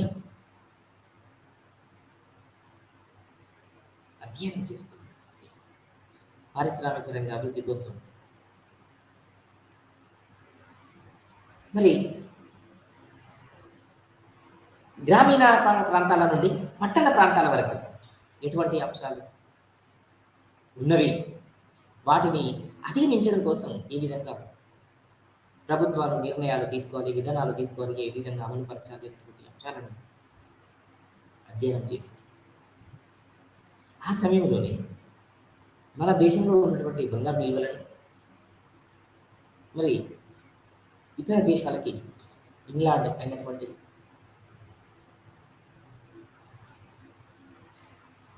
బ్రిటిష్ గవర్నమెంట్ దగ్గర కొంత బంగారు నిల్వలు తీసుకెళ్ళి అక్కడ తాకట్టు పెట్టి కొంత కరెన్సీని తీసుకొచ్చి ఇక్కడ తాత్కాలిక పరిస్థితులను కొంతవరకు తాత్కాలికంగా ఎకనామీని కొంత రీకన్స్ట్రక్ట్ చేయడం కోసం, కొంత ఎకనామీ కొంత మూవ్ కావడానికి విధంగా అభివృద్ధికి కావాల్సినటువంటి అన్ని చర్యలు తీసుకోవడం జరిగింది. అందులో భాగంగానే మరి పారిశ్రమలు స్థాపించాలి అంటే ఈ లైసెన్స్ కావాలి. ఈ లైసెన్సింగ్ విధానాన్ని పూర్తిగా కూడా జటిలంగా ఉండేది కాబట్టి ఈ పారిశ్రామిక లైసెన్సింగ్ విధానాన్ని కొంత సరళించారు. Monopolies restrictive trade practices act, MRTP act అంటారు. ఏకస్వామ్యాల వ్యాపార నియంత్రణ చట్టం చూస్తాం. దీనిని కూడా కొంత మేరకు సరళించడం జరిగింది. అంతేకాకుండా ప్రభుత్వ రంగం యొక్క పాత్రను కుదించి ప్రైవేట్ రంగం యొక్క పాత్రను వీక్షించారు. అంటే ఎందుకు ప్రైవేట్ రంగం, ప్రైవేట్ వ్యక్తులు, ప్రైవేట్ ఆర్గనైజేషన్స్ దాదాపుగా 3 పరిశ్రమలు మాత్రమే ప్రభుత్వ ఆధీనంలో ఉంచుకొని మిగిలిన అన్ని పరిశ్రమలని కూడా మిగిలిన అన్ని పరిశ్రమలని మరి ప్రైవేటు వ్యక్తులకి, ప్రైవేటు సంస్థలకి, ప్రైవేటు ఆర్గనైజేషన్స్కి హ్యాండ్ ఓవర్ చేయడం జరిగింది. ఈ దశలో పారిశ్రామిక రంగ అభివృద్ధి అనేది కీలకమైనటువంటి భూమికను పోషించింది. అంటే ఎప్పుడైతే పరిశ్రమల స్థాపనకి, పారిశ్రామిక రంగ అభివృద్ధికి కావలసినటువంటి కట్టుదిట్టమైనటువంటి చర్యలు తీసుకోవడం జరుగుతుందో అప్పుడు పరిశ్రమలను స్థాపించడానికి అనేక మంది పారిశ్రామికవేత్తలు ఫారిన్ డైరెక్ట్ ఇన్వెస్ట్మెంట్ చేయడానికి విదేశీ వ్యాపారులు, విదేశీ సంస్థలు, విదేశీ కంపెనీలు ఎన్నో భారతదేశానికి అడుగుపెట్టడం జరిగింది 1991 తర్వాత. ఇదే సందర్భంలో మరి 1956, 1948, 1977, 1980 పారిశ్రామిక విధాన తీర్మానాల కంటే 1991 పారిశ్రామిక విధాన తీర్మానం అనేది నూతన ఆర్థిక సంస్కరణలు, 1991 నూతన ఆర్థిక సంస్కరణలు అనేటువంటి అంశాన్ని ఇక్కడ మనం చాలా క్లియర్గా గుర్తుపెట్టుకోవచ్చు. మరి ఈ సంస్థ ప్రకారం ఎక్కడైతే పారిశ్రామిక రంగ అభివృద్ధికి కావాల్సినటువంటి చర్యలు తీసుకోవాలనుకున్నారో వాటిని చాలా తూచా తప్పకుండా పాటించారు. ఎంతో క్రమశిక్షణతోటి అక్కడ ఎకనామీని చక్కదిద్దారు అనేటువంటి అంశాన్ని మనం గుర్తుపెట్టుకోవాలి. కాబట్టి పారిశ్రామిక రంగ అభివృద్ధి జరిగితే తలసరి ఆదాయాలు పెరుగుతాయి, జీవన ప్రమాణ స్థాయి పెరుగుతుంది, ఉత్పత్తి పెరుగుతుంది, ఉద్యోగిత పెరుగుతుంది, దేశ ఔన్నత్యం పెరుగుతుంది, జీడిపి పెరుగుతుంది.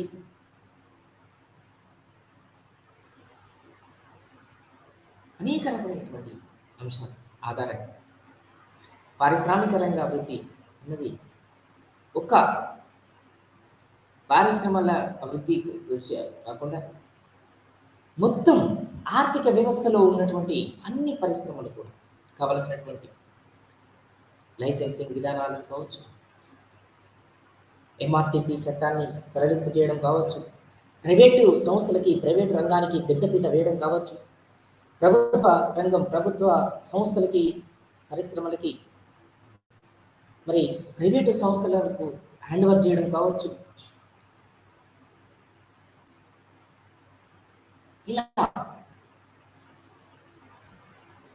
దేశ ఆర్థిక అభివృద్ధి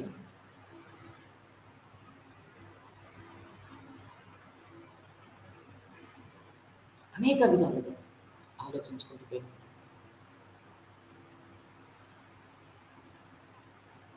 ఒక దేశం పారిశ్రామిక రంగ అభివృద్ధి సాధించాలి అంటే పెద్ద మొత్తంలో పెట్టుబడులు పెట్టాలి, పెద్ద మొత్తంలో నిధుల అవసరం ఏర్పడుతుంది. కాబట్టి మనలాంటి అభివృద్ధి చెందుతున్నటువంటి దేశాలలో ఎక్కువగా కూడా పెట్టుబడులు పెట్టడం అనేది సాధ్యం కాకపోవడం వల్ల ఎక్కువగా పారిశ్రామిక రంగానికి బదులుగా ఆల్టర్నేటివ్ అంశాలని ఎక్కువ ఫోకస్ చేయడం జరుగుతుంది. కానీ ఇటీవలి కారణం దృష్ట్యా ఆత్మనిర్భర్ భారత్లో భాగంగా, ప్రోగ్రామ్ పథకంలో భాగంగా ఇంకా మేక్ ఇన్ ఇండియా కావచ్చు, స్టార్టప్ ఇండియా కావచ్చు, ఈ కార్యక్రమాల దృష్ట్యా భారతదేశంలో కూడా అనేక రకమైనటువంటి పరిశ్రమలను స్థాపించడం కానీ, అభివృద్ధిపరచడం కానీ ఎంతో ఆర్థిక అభివృద్ధి సాధించడం జరుగుతుంది.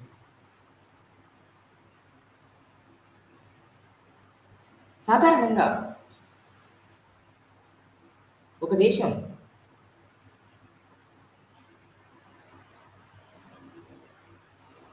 పారిశ్రామికంగా అభివృద్ధి చెందాలి అంటే ఈ చిన్న తరహా కుటీర పరిశ్రమలు, మధ్య తరహా కుటీర పరిశ్రమలు, పెద్ద తరహా కుటీర పరిశ్రమలు ఒకేసారి పెద్ద మొత్తంలో పెట్టుబడి పెట్టి అభివృద్ధిని సాధించాల్సిన అవసరం ఉంటుంది.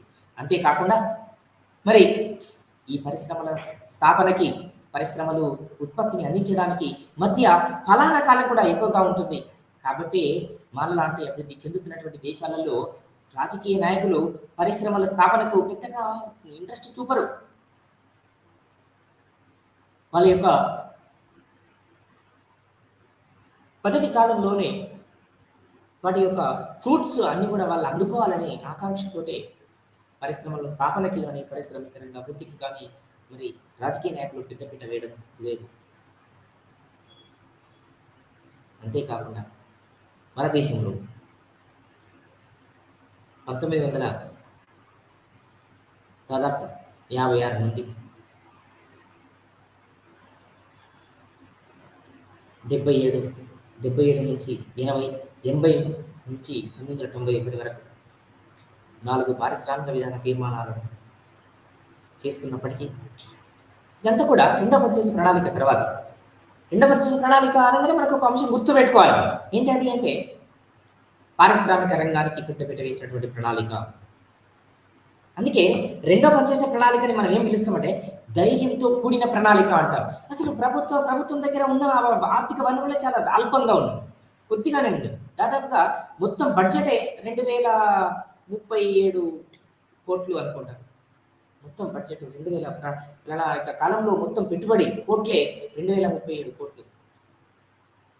అలాంటి సందర్భంలో మరి అతిపెద్ద పరిశ్రమలకి ప్రాధాన్యత ఇస్తూ పరిశ్రమల స్థాపనకి మరి ప్రభుత్వం కొంత పెట్టుబడి అందించడం జరిగింది. కాబట్టి రెండవ వచ్చే ప్రణాళికని ధైర్యంతో కూడిన ప్రణాళిక అని మనం పిలుస్తవచ్చు.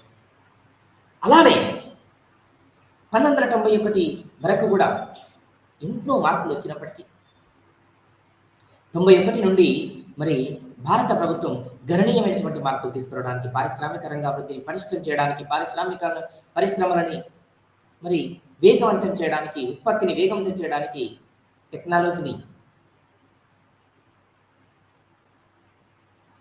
తద్వారా పారిశ్రామిక రంగం వృద్ధి చెంది ఆటోమేటికల్లీ పారిశ్రామిక రంగంలో వచ్చినటువంటి మిగులు ప్రతిఫలాలు సేవల రంగం వైపు తరలిపోవాల్సిన సందర్భం. అంటే వ్యవసాయ రంగంలో వచ్చినటువంటి మిగులు పారిశ్రామిక రంగానికి, పారిశ్రామిక రంగంలో వచ్చినటువంటి మిగులు సేవల రంగానికి తరలిపోవడం అన్నది ఒక సాంప్రదాయకమైనటువంటి నిర్వచనంగా మనం భావించవచ్చు.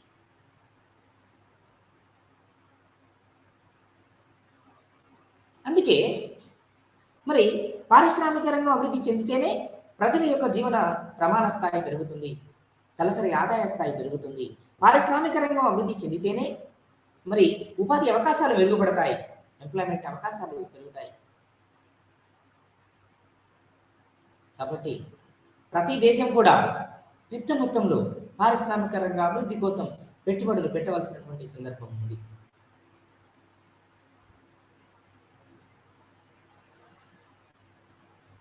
అంటే ఎక్కడనైతే అంటే ఇక్కడ మనలాంటి అభివృద్ధి చెందుతున్నటువంటి దేశాలలో మరి నిధుల కొరత ఉంటుంది, మూలధనం కొరత ఉంటుంది. తద్వారా మరి పారిశ్రామిక రంగం కొంత వెనుకబడిపోవడానికి దారితీస్తున్నటువంటి సందర్భం మనకి.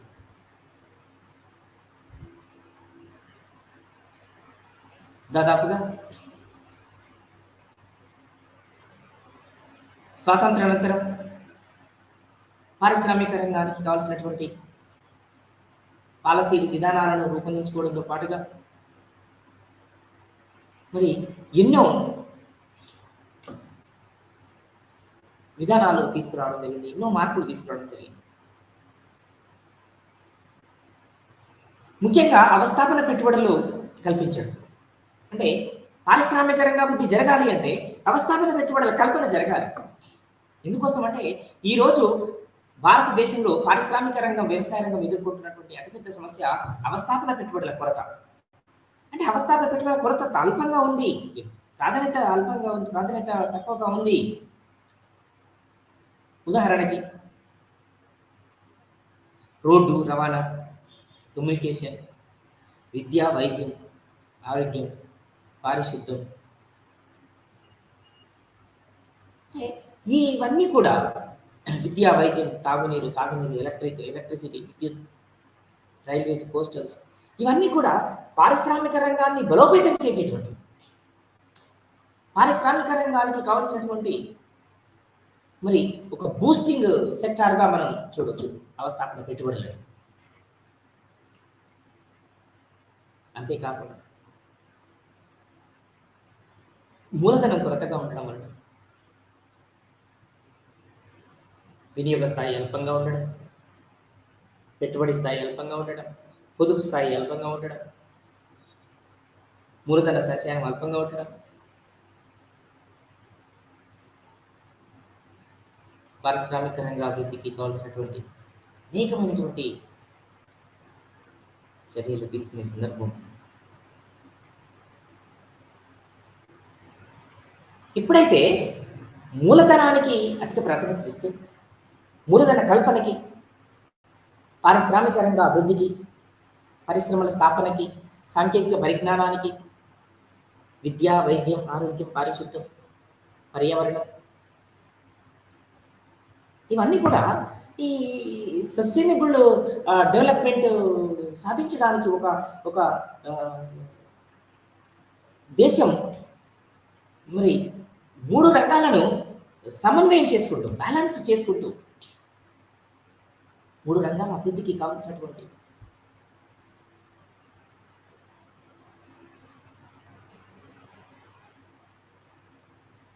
నిర్ణయాలు అమలు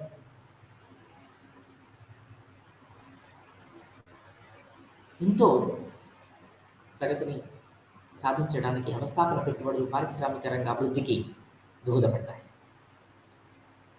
మరి మనలాంటి అభివృద్ధి చెందుతున్నటువంటి దేశాలలో మూలధనం కొరతగా ఉంటుంది, అవస్థాపన పెట్టుబడులు కొరతగా ఉంటుంది, ముడి పదార్థాలు కొరతగా ఉంటుంది. అంటే ఈరోజు పారిశ్రామిక రంగం ఎదుర్కొన్నటువంటి సమస్యలలో సవాళ్ళల్లో ఇవి ముఖ్యమైనవి. అంతేకాకుండా శిక్షణ, నైపుణ్యం, ప్రావీణ్యం అల్పంగా ఉండటం, సాంకేతిక పరిజ్ఞానం అల్పంగా ఉండటం,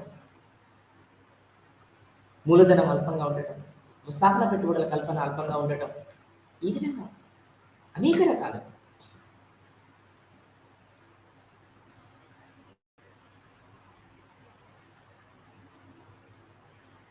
అంటే ఎప్పుడైతే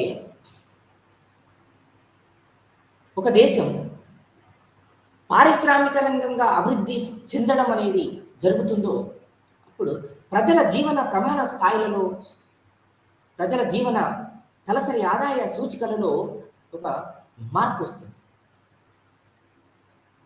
కానీ మరి మనలాంటి అభివృద్ధి చెందుతున్నటువంటి దేశాలు ఎదుర్కొనేటువంటి సమస్యలు, ముఖ్యంగా పారిశ్రామిక రంగం ఎదుర్కొనేటువంటి సమస్యలు చాలా భిన్నమైనటువంటివి. ఎందుకంటే మూలధనం కొరత, పెట్టుబడి కొరత, అవస్థాపన పెట్టుబడుల కొరత, ప్రభుత్వం నుండి వచ్చేటువంటి ప్రోత్సాహకాలు చాలా అల్పంగా ఉండటం, ముడి పదార్థాల కొరత,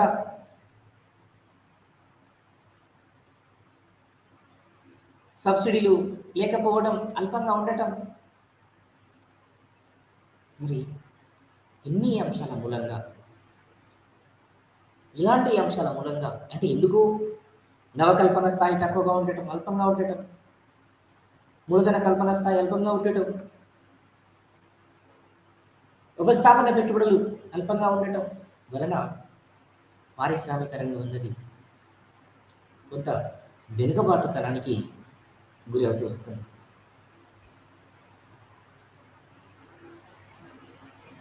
మరి ఒక దేశం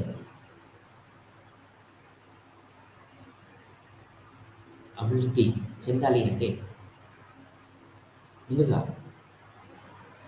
ఆ దేశానికి కావాల్సినటువంటి వ్యవసాయ, పారిశ్రామిక, సేవల రంగాల అభివృద్ధికి కావాల్సినటువంటి ఒక ముందు అనుబంధాలు అన్నిటివి కీలకమైనటువంటి పాత్రను పోషిస్తాయి.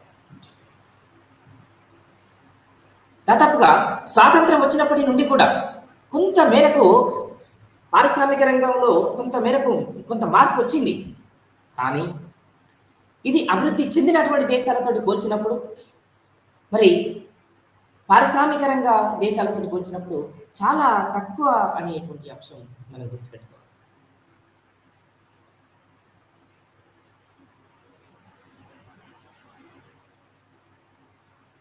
అంటే మరి ఒక సగటు తలసరి ఆదాయ సూచిక అనేది అల్పంగా ఉంటుంది అంటే కారణం ఏంటంటే పారిశ్రామిక రంగం పరంగా అభివృద్ధిని సాధించినటువంటి దేశాల్లో కూడా తలసరి ఆదాయ సూచికలు ఎక్కువగా ఉంటున్నవి, హెచ్చుగా ఉంటున్నాయి. జీవన ప్రమాణ స్థాయిలు హెచ్చుగా ఉంటున్నవి, ఉపాధి కల్పన హెచ్చుగా ఉంటుంది, ఉద్యోగిత స్థాయి హెచ్చుగా ఉంటుంది, వినియోగ స్థాయి హెచ్చుగా ఉంటుంది, డిమాండ్ సప్లైలు హెచ్చుగా ఉంటున్నవి. కానీ మరి ఇక్కడికి వచ్చేసరికి అభివృద్ధి చెందుతున్నటువంటి దేశం అయినటువంటి ఇండియా కానీ ఇతరత్ర అల్ప ఆదాయ దేశాలు చూసినప్పుడు మార్పు చాలా తక్కువ స్థాయిలోనే ఉంది అని చెప్పుకోవాలి. అంటే పారిశ్రామిక రంగమే మరి కీలకమైనటువంటి రంగంగా మనం భావించుకునేటప్పుడు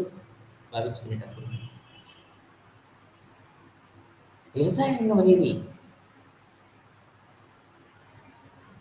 పారిశ్రామిక రంగాన్ని కొంత కృషి చేస్తూ ఉంటుంది. ఎందుకు ఇక్కడ ఈ పారిశ్రామిక రంగానికి వ్యవసాయ రంగానికి కూడా కొంత ఇంటర్ కనెక్టివిటీ ఉంటుంది. ఎందుకు ఇక్కడ మనం ఇటువంటి అంశాన్ని మనం పరిగణిస్తున్నాం, తీసుకొస్తున్నాం అంటే దాదాపుగా మనం గమనించినప్పుడు పారిశ్రామిక రంగానికి కావాల్సినటువంటి పరిశ్రమలకి కావాల్సినటువంటి ముడి పదార్థాలను అందించేది వ్యవసాయ రంగమే. Sugar cane, cotton, jute, chillies, paddy, maize, ఈ పరిశ్రమలన్నీ కూడా ఈ ముడి పదార్థాలుగా పారిశ్రామిక రంగానికి. కాబట్టి ఏ దేశమైనా పారిశ్రామికంగా అభివృద్ధి చెందాలి అంటే పెట్టుబడి వనరులు, మూలధనం, అవస్థాపన పెట్టుబడులు అధికంగా ఉన్నాయి. అలా అధికంగా ఉన్నట్లయితే ఆయా దేశాలలో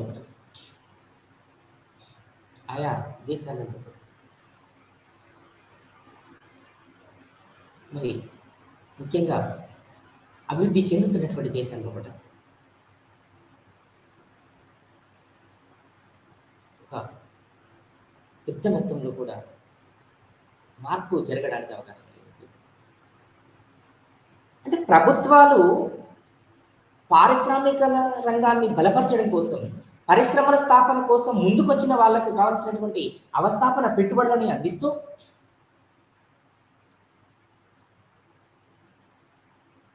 పారిశ్రామిక స్థాపన కోసం కావాల్సినటువంటి సబ్సిడీలను అందిస్తూ, కొంత పెట్టుబడులను అందిస్తూ పారిశ్రామిక రంగాన్ని బలోపేతం చేయడం, పటిష్టం చేయడం జరుగుతుంది. మామూలుగా పారిశ్రామిక రంగం అనేది ఇటు ఒక ఇంటర్మీడియట్ సెక్టార్గా మనం చూడవచ్చు. ఎందుకంటే ఇటు వ్యవసాయ రంగానికి, ఇటు సేవల రంగానికి మధ్యస్థంగా ఉండేదే పారిశ్రామిక రంగం. పారిశ్రామిక రంగ అభివృద్ధి అన్నది జరిగినట్లయితే మరి ఇటు సేవల రంగ అభివృద్ధి కానీ, ఇటు వ్యవసాయ రంగ అభివృద్ధి కానీ త్వరితగతిన జరుగుతూ ఉంటుంది. అందుకే అభివృద్ధి చెందినటువంటి దేశాలు అయినటువంటి USA, UK, Japan, Germany, Canada, Australia, Russia, ఈ దేశాలు అధికంగా పారిశ్రామిక రంగానికే పెద్దపీట వేశాయి. పారిశ్రామిక రంగ అభివృద్ధికే అధిక ప్రాధాన్యత ఇచ్చాయి. కానీ మరి మనలాంటి అభివృద్ధి చెందుతున్నటువంటి దేశాలలో వ్యవసాయ రంగమే కీలకమైనటువంటి అంశంగా నడుస్తూ ఉంటుంది. కాబట్టి పారిశ్రామిక సేవల రంగాల అభివృద్ధి కోసం ప్రభుత్వాలు కొంత ముందు చూపుతోటి ఉండవలసినటువంటి అవకాశం ఉంటుంది. అంటే మూలధన కల్పన, పెట్టుబడులు సమీకరించడం, ప్రజల యొక్క పొదుపు స్థాయిని పెంచడం. ఇక్కడ మనం గమనించాలి, ప్రజల యొక్క పొదుపు స్థాయిని పెంచడం వలన కొంత మూలధన కల్పన జరుగుతుంది. కొంత మూలధన కల్పన జరగడం వలన ఏమవుతుంది అంటే పారిశ్రామిక రంగంలో పెట్టుబడులు పెరుగుతాయి. పారిశ్రామిక రంగంలో పెట్టుబడులు పెరగడం వలన ప్రజల యొక్క తలసరి జీవన ప్రమాణ సూచికలు మార్పు వస్తుంది. అప్పుడు ఆటోమేటికలీ పారిశ్రామిక రంగ అభివృద్ధి అన్నది కొంత బలోపేతమవుతుంది. కానీ మరి ఎక్కువగా వ్యవసాయ రంగం నుండే ఆదాయాలు చేకూరడం, వ్యవసాయ రంగం అభివృద్ధి కోసమే ప్రభుత్వాలు కొంత పనిచేయడం, పారిశ్రామిక రంగాలలో కూడా మరి పెద్ద మొత్తంలో పెట్టుబడులు పెట్టడం,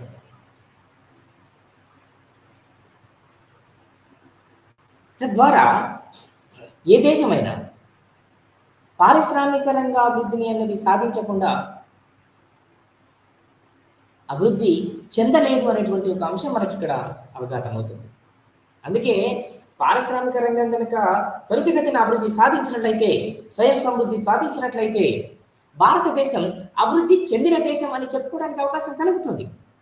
అందుకే చాలా పెద్ద ప్రశ్న, భారతదేశాన్ని ఎప్పుడు అభివృద్ధి చెందిన దేశంగా మనం వర్ణించుకోవచ్చు, ఎప్పుడు మనం అభివృద్ధి చెందిన దేశంగా మనం పిలుచుకోవచ్చు అనేటువంటి ఒక ప్రశ్నకి సమాధానమే భారతదేశం పారిశ్రామికంగా అభివృద్ధిని సాధించాలి, పరిశ్రమల స్థాపనకి భారత ప్రభుత్వం కట్టుబడి ఉండాలి, అవస్థాపన పెట్టుబడులు కల్పించాలి, మూలధన కల్పన జరగాలి, మార్కెట్ సదుపాయాలు పెంచాలి.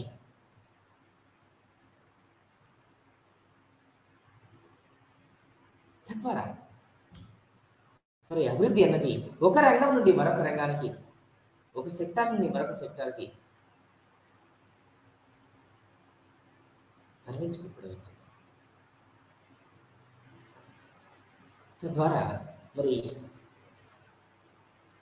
వివిధ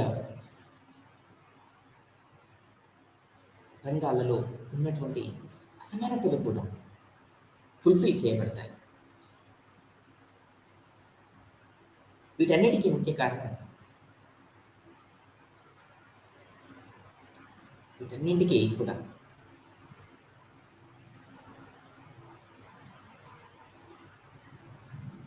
పారిశ్రామిక రంగాన్ని అభివృద్ధి పరచకుండా దేశ అభివృద్ధిని, దేశ ఆర్థిక అభివృద్ధిని మనం ఊహించలేం.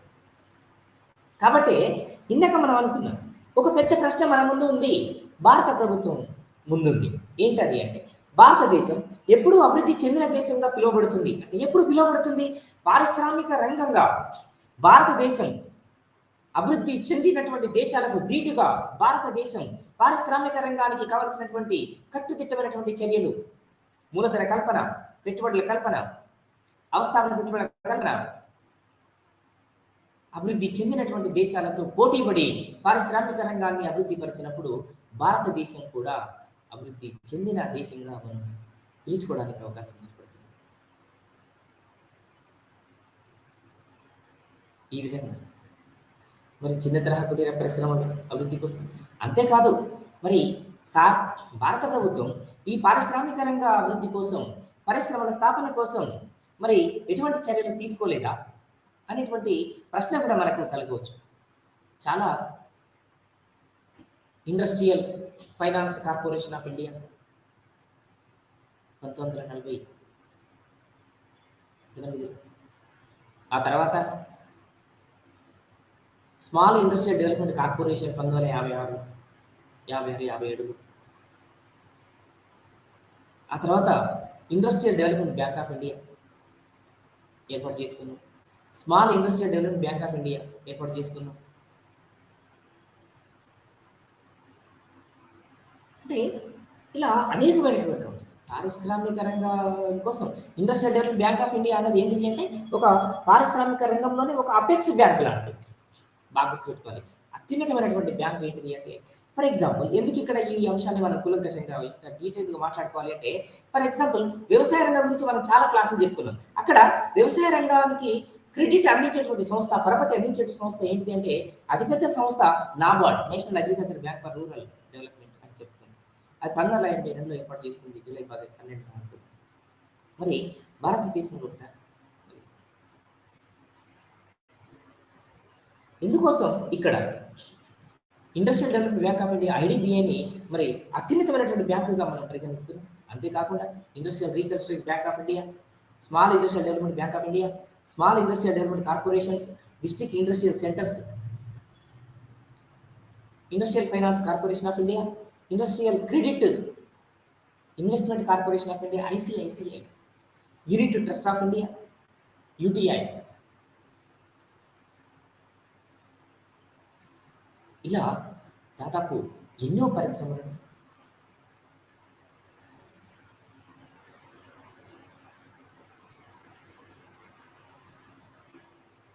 పారిశ్రామికంగా దేశాన్ని అభివృద్ధిపరచడం కోసం భారత ప్రభుత్వం స్వతంత్ర అనంతరం కొంత చర్యలు తీసుకుంది అని చెప్పొచ్చు. కానీ మరి ఇవన్నీ కూడా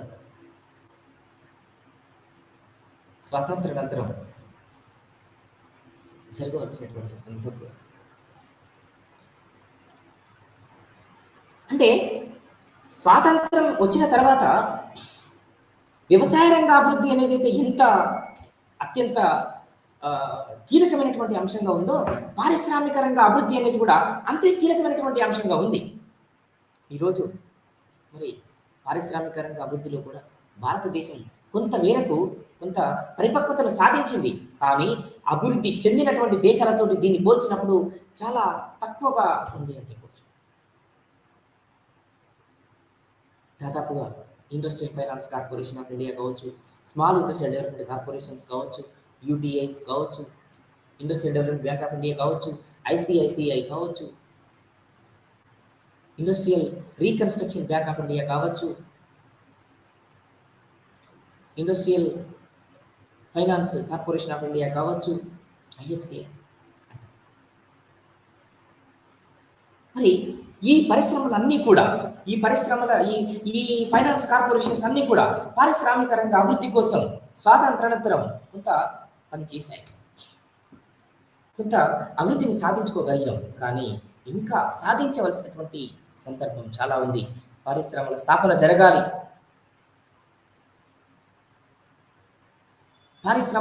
పారిశ్రామికంగా భారతదేశాన్ని ఇంకా అభివృద్ధి పరిచినట్లయితే ఉపాధి అవకాశాలు పెరుగుతాయి, ఉద్యోగిత పెరుగుతుంది, ఎంప్లాయ్మెంట్ జనరేషన్ జరిగితే అక్కడ ఆ ప్రజల యొక్క కుటుంబాల యొక్క ఆదాయాలు పెరుగుతాయి.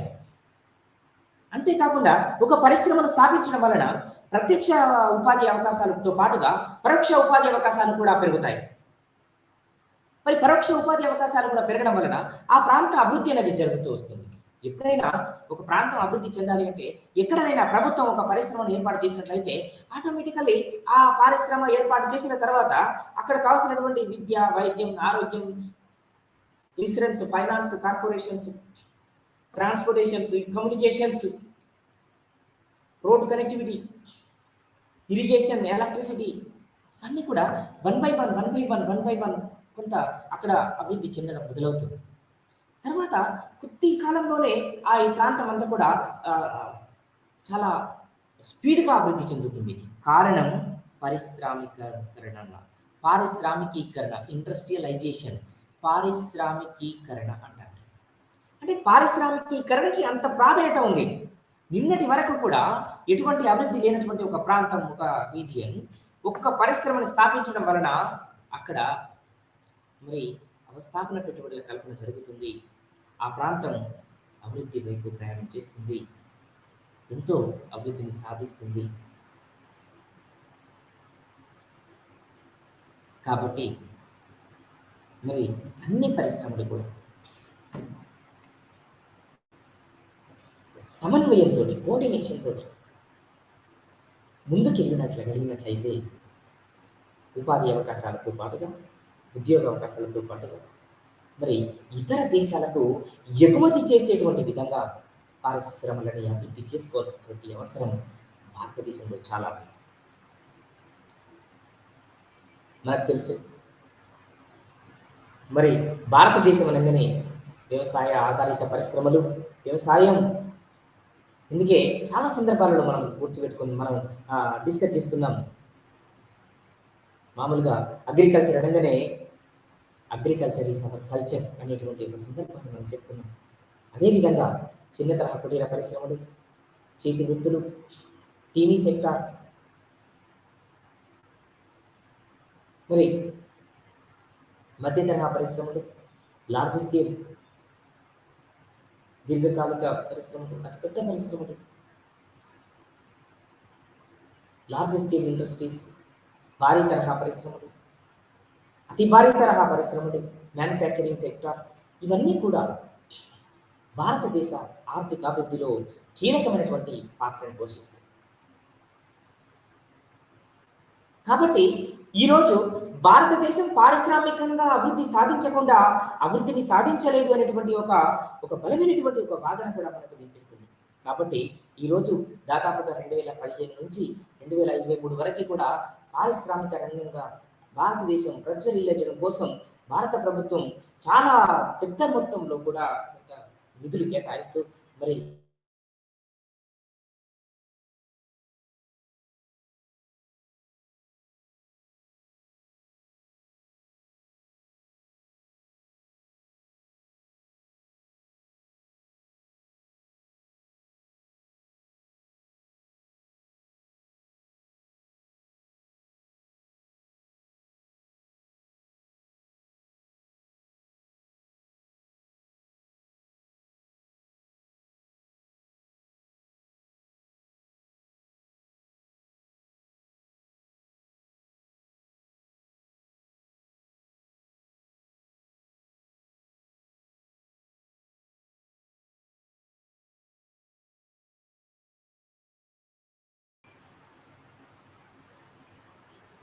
అందుకే మరి పరపతి సౌకర్యాల కల్పనలో కావచ్చు, నాణ్యమైనటువంటి వస్తురాశిని ఉత్పత్తి చేయడంలో కావచ్చు,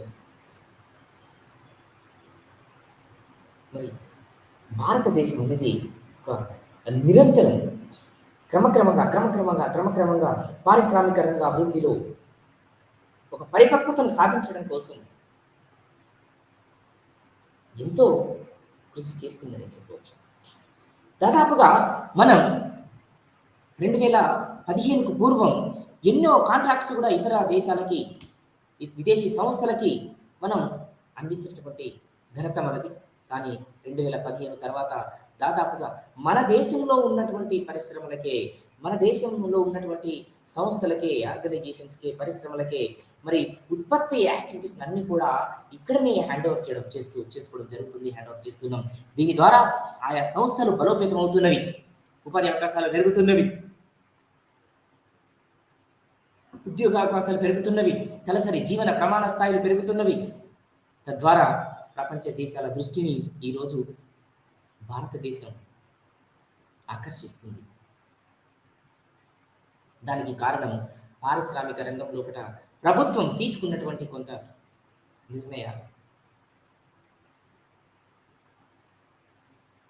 ఇవన్నీ కూడా గొప్ప అంశాలుగానే మనం చూడవచ్చు. అంతేకాకుండా మరి భారతదేశం అతిపెద్ద 7వ దేశంగా జాగ్రఫికల్గా చూస్తున్నాం. అతిపెద్ద 2వ దేశంగా జనాభా పరిణామక్రమంలో చూస్తున్నాం. మరి 6వ అతిపెద్ద ఆర్థిక వ్యవస్థగా పారిశ్రామిక రంగంగా పరంగా చూస్తున్నాం. కానీ ఇంకా సాధించుకోవాల్సినటువంటి అంశాలు చాలా ఉంది. భారతదేశంలో మరి పరిశ్రమలకు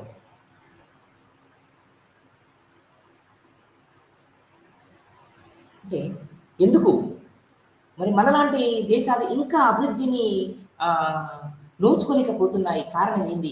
ఇంకా దాదాపుగా స్వాతంత్రం వచ్చి 75 సంవత్సరాలు పూర్తి చేసుకున్నాం.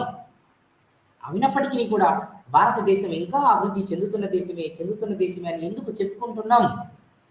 మరి ఉదాహరణకి నాకు దాదాపుగా నా కెరీర్లో నేను చదువుకునేటువంటి సందర్భంలో దాదాపుగా 20 సంవత్సరాల కాలం పాటు కూడా నా గురువులు నాకు కూడా భారతదేశం అభివృద్ధి చెందుతున్నటువంటి దేశం అనే చెప్పారు.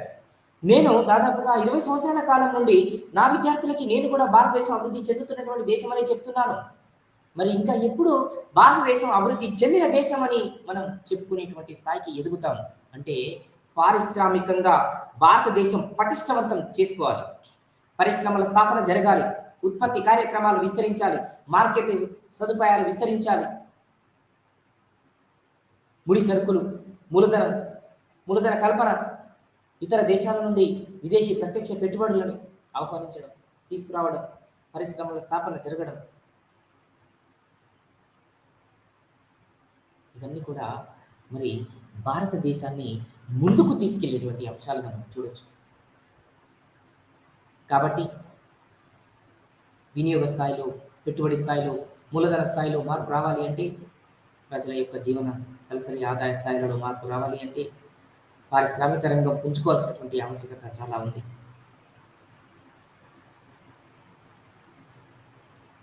అంటే ఒక దేశం సర్వతోముఖ అభివృద్ధి సాధించాలి అంటే పారిశ్రామిక రంగం అన్నది అత్యంత కీలకమైనటువంటి అంశంగా పనిచేస్తుంది. కానీ పారిశ్రామిక రంగం చాలా సమస్యలలో ఉంది అనేటువంటి అంశం కూడా ఇక్కడ మనం గమనించాలి. పెట్టుబడి కొరత, మూలధన కొరత, ముడి పదార్థాల కొరత, అవస్థాపన పెట్టుబడుల కొరత, మార్కెటింగ్ సదుపాయాల కొరత, ట్రైనింగ్ శిక్షణ చాలా అల్పంగా ఉండటం, ఇవన్నీ అంశాలు కూడా మరి పారిశ్రామిక రంగ అభివృద్ధి కోసం, పరిశ్రమలు స్థాపించడం కోసం మరి కట్టుదిట్టమైనటువంటి చర్యలు తీసుకోవాల్సినటువంటి బాధ్యత ఈరోజు భారత ప్రభుత్వం పైన ఉంది. చిన్న తరహా కుటీర పరిశ్రమల నుండి, గ్రామీణ పరిశ్రమల నుండి, మధ్య తరహా పరిశ్రమలు, భారీ తరహా పరిశ్రమలు, అతిపెద్ద భారీ తరహా పరిశ్రమల వరకు భారత ప్రభుత్వం మరి సబ్సిడీలు ఇవ్వడంలో కానీ, అవస్థాపన పెట్టుబడులు కల్పించడంలో కానీ, పెట్టుబడులు అందించడంలో కానీ, లైసెన్స్లు జారీ చేయడంలో కానీ ఒక నిర్ణయాత్మకంగా, ఒక నిర్మాణాత్మకమైనటువంటి అంశంగా, ప్రణాళిక ద్వారా భారత ప్రభుత్వం ముందుకెళ్ళాల్సినటువంటి అవసరం చాలా ఉంది. అలా కాకుండా మరి ఇంకా వ్యవసాయ రంగ ఆధారిత దేశంగానే మనం చూస్తున్నాం, పిలుస్తున్నాం. ఇంకా ఎన్ని సంవత్సరాలు ఇలా గడిచినా కూడా భారతదేశాన్ని మరి అభివృద్ధి చెందిన దేశంగా అనడానికి అవకాశం తక్కువగా ఉంటుంది. కాబట్టి మరి భారతదేశం అభివృద్ధి చెందిన దేశంగా పిలవాలి అంటే భారతదేశంలో పారిశ్రామిక రంగం మొదటి స్థాయికి, ప్రాథమిక స్థాయికి ఎదగాలి. అప్పుడు మాత్రమే భారతదేశం అభివృద్ధి చెందిన దేశంగా పిలుచుకోవడానికి అవకాశం అనేది ఏర్పడుతుంది.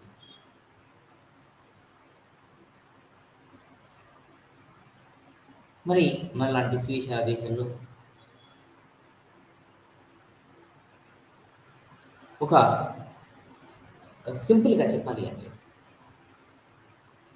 వ్యవసాయ రంగం నుండి వృద్ధి ఫలాలు పారిశ్రామిక రంగానికి, పారిశ్రామిక రంగం నుండి వృద్ధి ఫలాలు సేవల రంగానికి, తృతీయ సెక్టార్కి తరలిపోవాలి.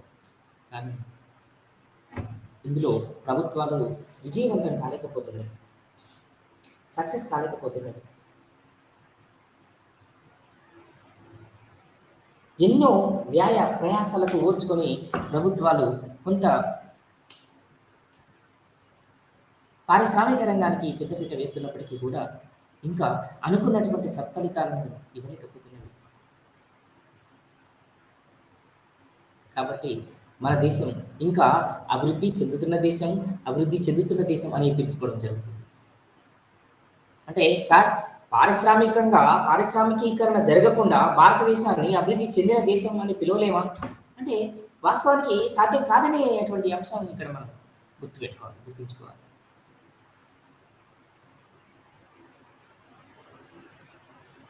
పారిశ్రామికీకరణ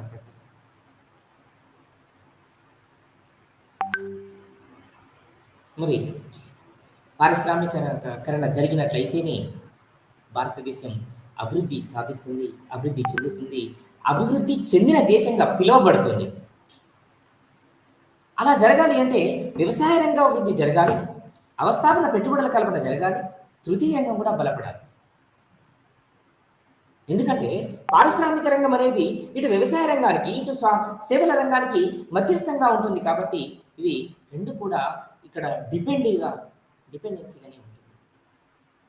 కాబట్టి పారిశ్రామిక రంగం అభివృద్ధి చెందితేనే దేశ అభివృద్ధి, ఆర్థిక అభివృద్ధి చెందిన దేశంగా భారతదేశం పిలువబడుతుంది.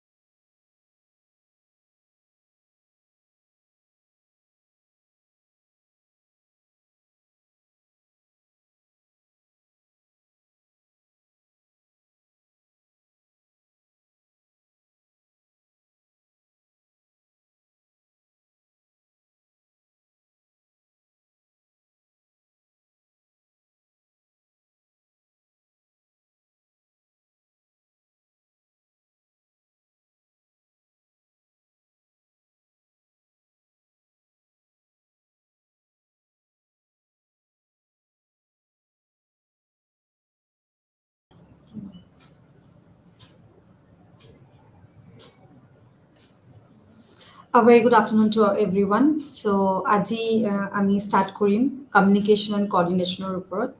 So, আজি ক্লাছটো basically আমি cover কৰিম communication আৰু coordination topic, which is from business organization and management paper. আৰু আমি specially block 4 to cover কৰিম. আৰু block 4 ৰ ভিতৰত আমাৰ তিনিটামান major topic আছে, যেনেকে for example communication, coordination, আৰু leadership and motivation. So আজি ক্লাছটো mostly আমি cover কৰিম, focus কৰিম communication আৰু coordination ওপৰত. So let's start our class today. So first of all আমি জানিব বিচাৰিম যে communication হয় কি? What do you mean by communication? এটো কি হয়? So communication is a process. আমি ক'ব পাৰিম it is a প্ৰক্ৰিয়া, যোগাযোগ কৰাৰ প্ৰক্ৰিয়া. Communication মানে কি? Communication হ'ল এটা যোগাযোগ কৰাৰ প্ৰক্ৰিয়া. কেনেকুৱা টাইপৰ যোগাযোগৰ কথা পাতি আছো আমি ইয়াতে? ফৰ এক্সাম্পল, যিকোনো মানুহ এটা মানুহ আন এটা মানুহৰ লগত যেতিয়া কমিউনিকেট কৰে, যোগাযোগ কৰে, নিজৰ আইডিয়াছখিনি, ফিলিংছখিনি, ইমোশ্যনখিনি শ্বেয়াৰ কৰাৰ কাৰণে, সেইটোকে আমি কমিউনিকেশ্যন বুলি ক'ব পাৰিম।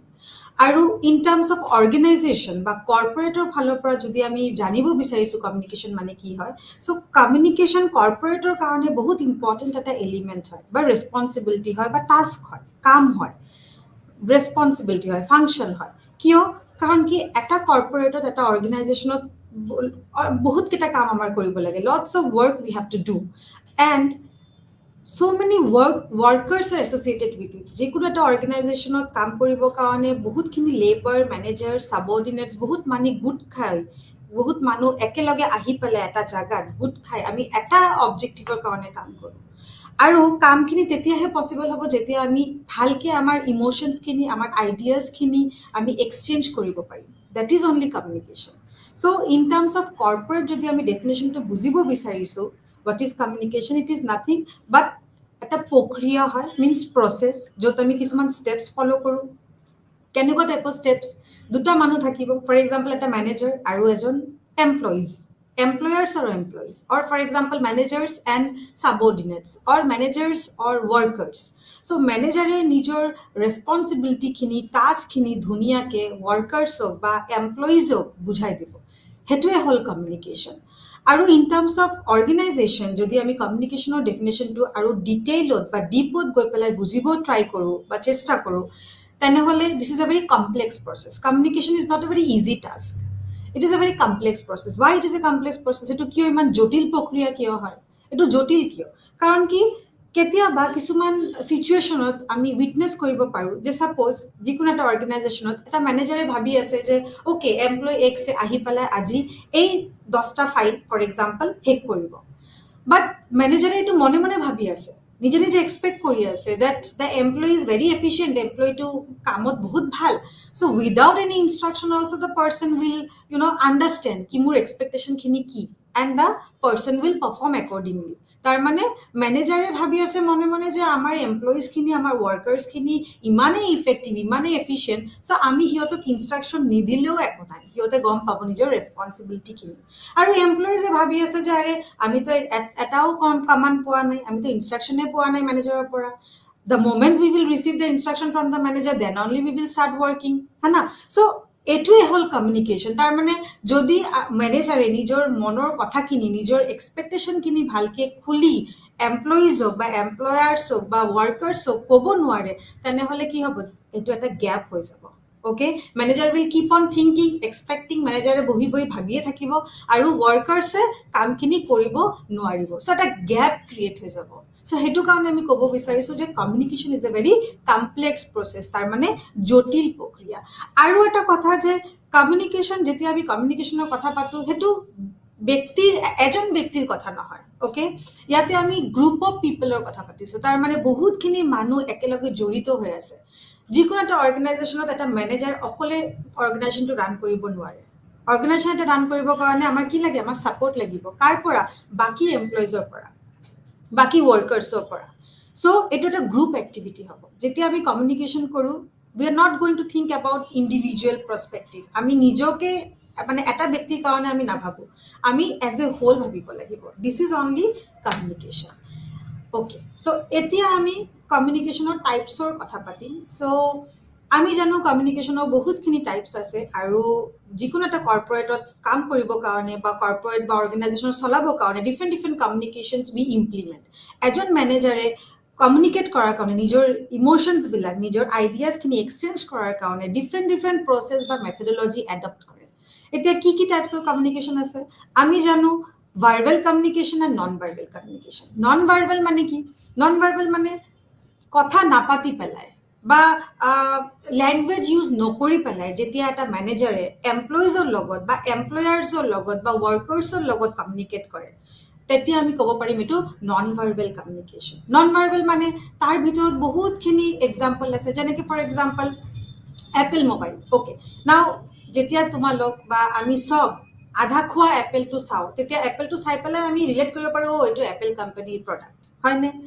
যেনেকৈ ফাৰ্ষ্ট ট্ৰেক কোম্পানী ওকে ফাৰ্ষ্ট ট্ৰেকৰ লোগোখিনি চাই পেলাই আমি গম পাব পাৰোঁ যে এইটো Fastrack company LG for example LG L আৰু G এই লোগোটো চাই পেলাই আমি গম পাব পাৰোঁ যে এইটো LG কোম্পানী সো আমাৰ পঢ়িব নালাগে the moment you see the logo the moment we see the sign যেতিয়া আমি সাইনটো চাও বা আমি লোগোটো চাও ইমিডিয়েটলি আমি প্ৰডাক্টটো কোম্পানীৰ লগত ৰিলেট কৰিব পাৰো সিমিলাৰলি নন ভাৰ্বেল কমিউনিকেশ্যন মানে কেতিয়াবা আমি ভংগী বা চিহ্ন দি পেলাই আমি কমিউনিকেট কৰিব পাৰো কেনেকুৱা সাপোজ কিছুমান ষ্টুডেণ্টে এক্সাম দিব যাব বিচাৰিছে আৰু টিচাৰে বেষ্ট অফ লাক উইশ কৰিব বিচাৰিছে so rather than saying best of luck in words আমি কি কৰিব পাৰো আমি এটা থাম্বছ আপ দেখাব পাৰো this is says that you are giving a good wish to the students so this is called non verbal communication যিকোনো প্ৰসেছত যদি ম্যানেজাৰে নিজৰ কথাখিনি ভাষাত এক্সপ্ৰেছ নকৰি পেলাই okay sign বা symbol use কৰে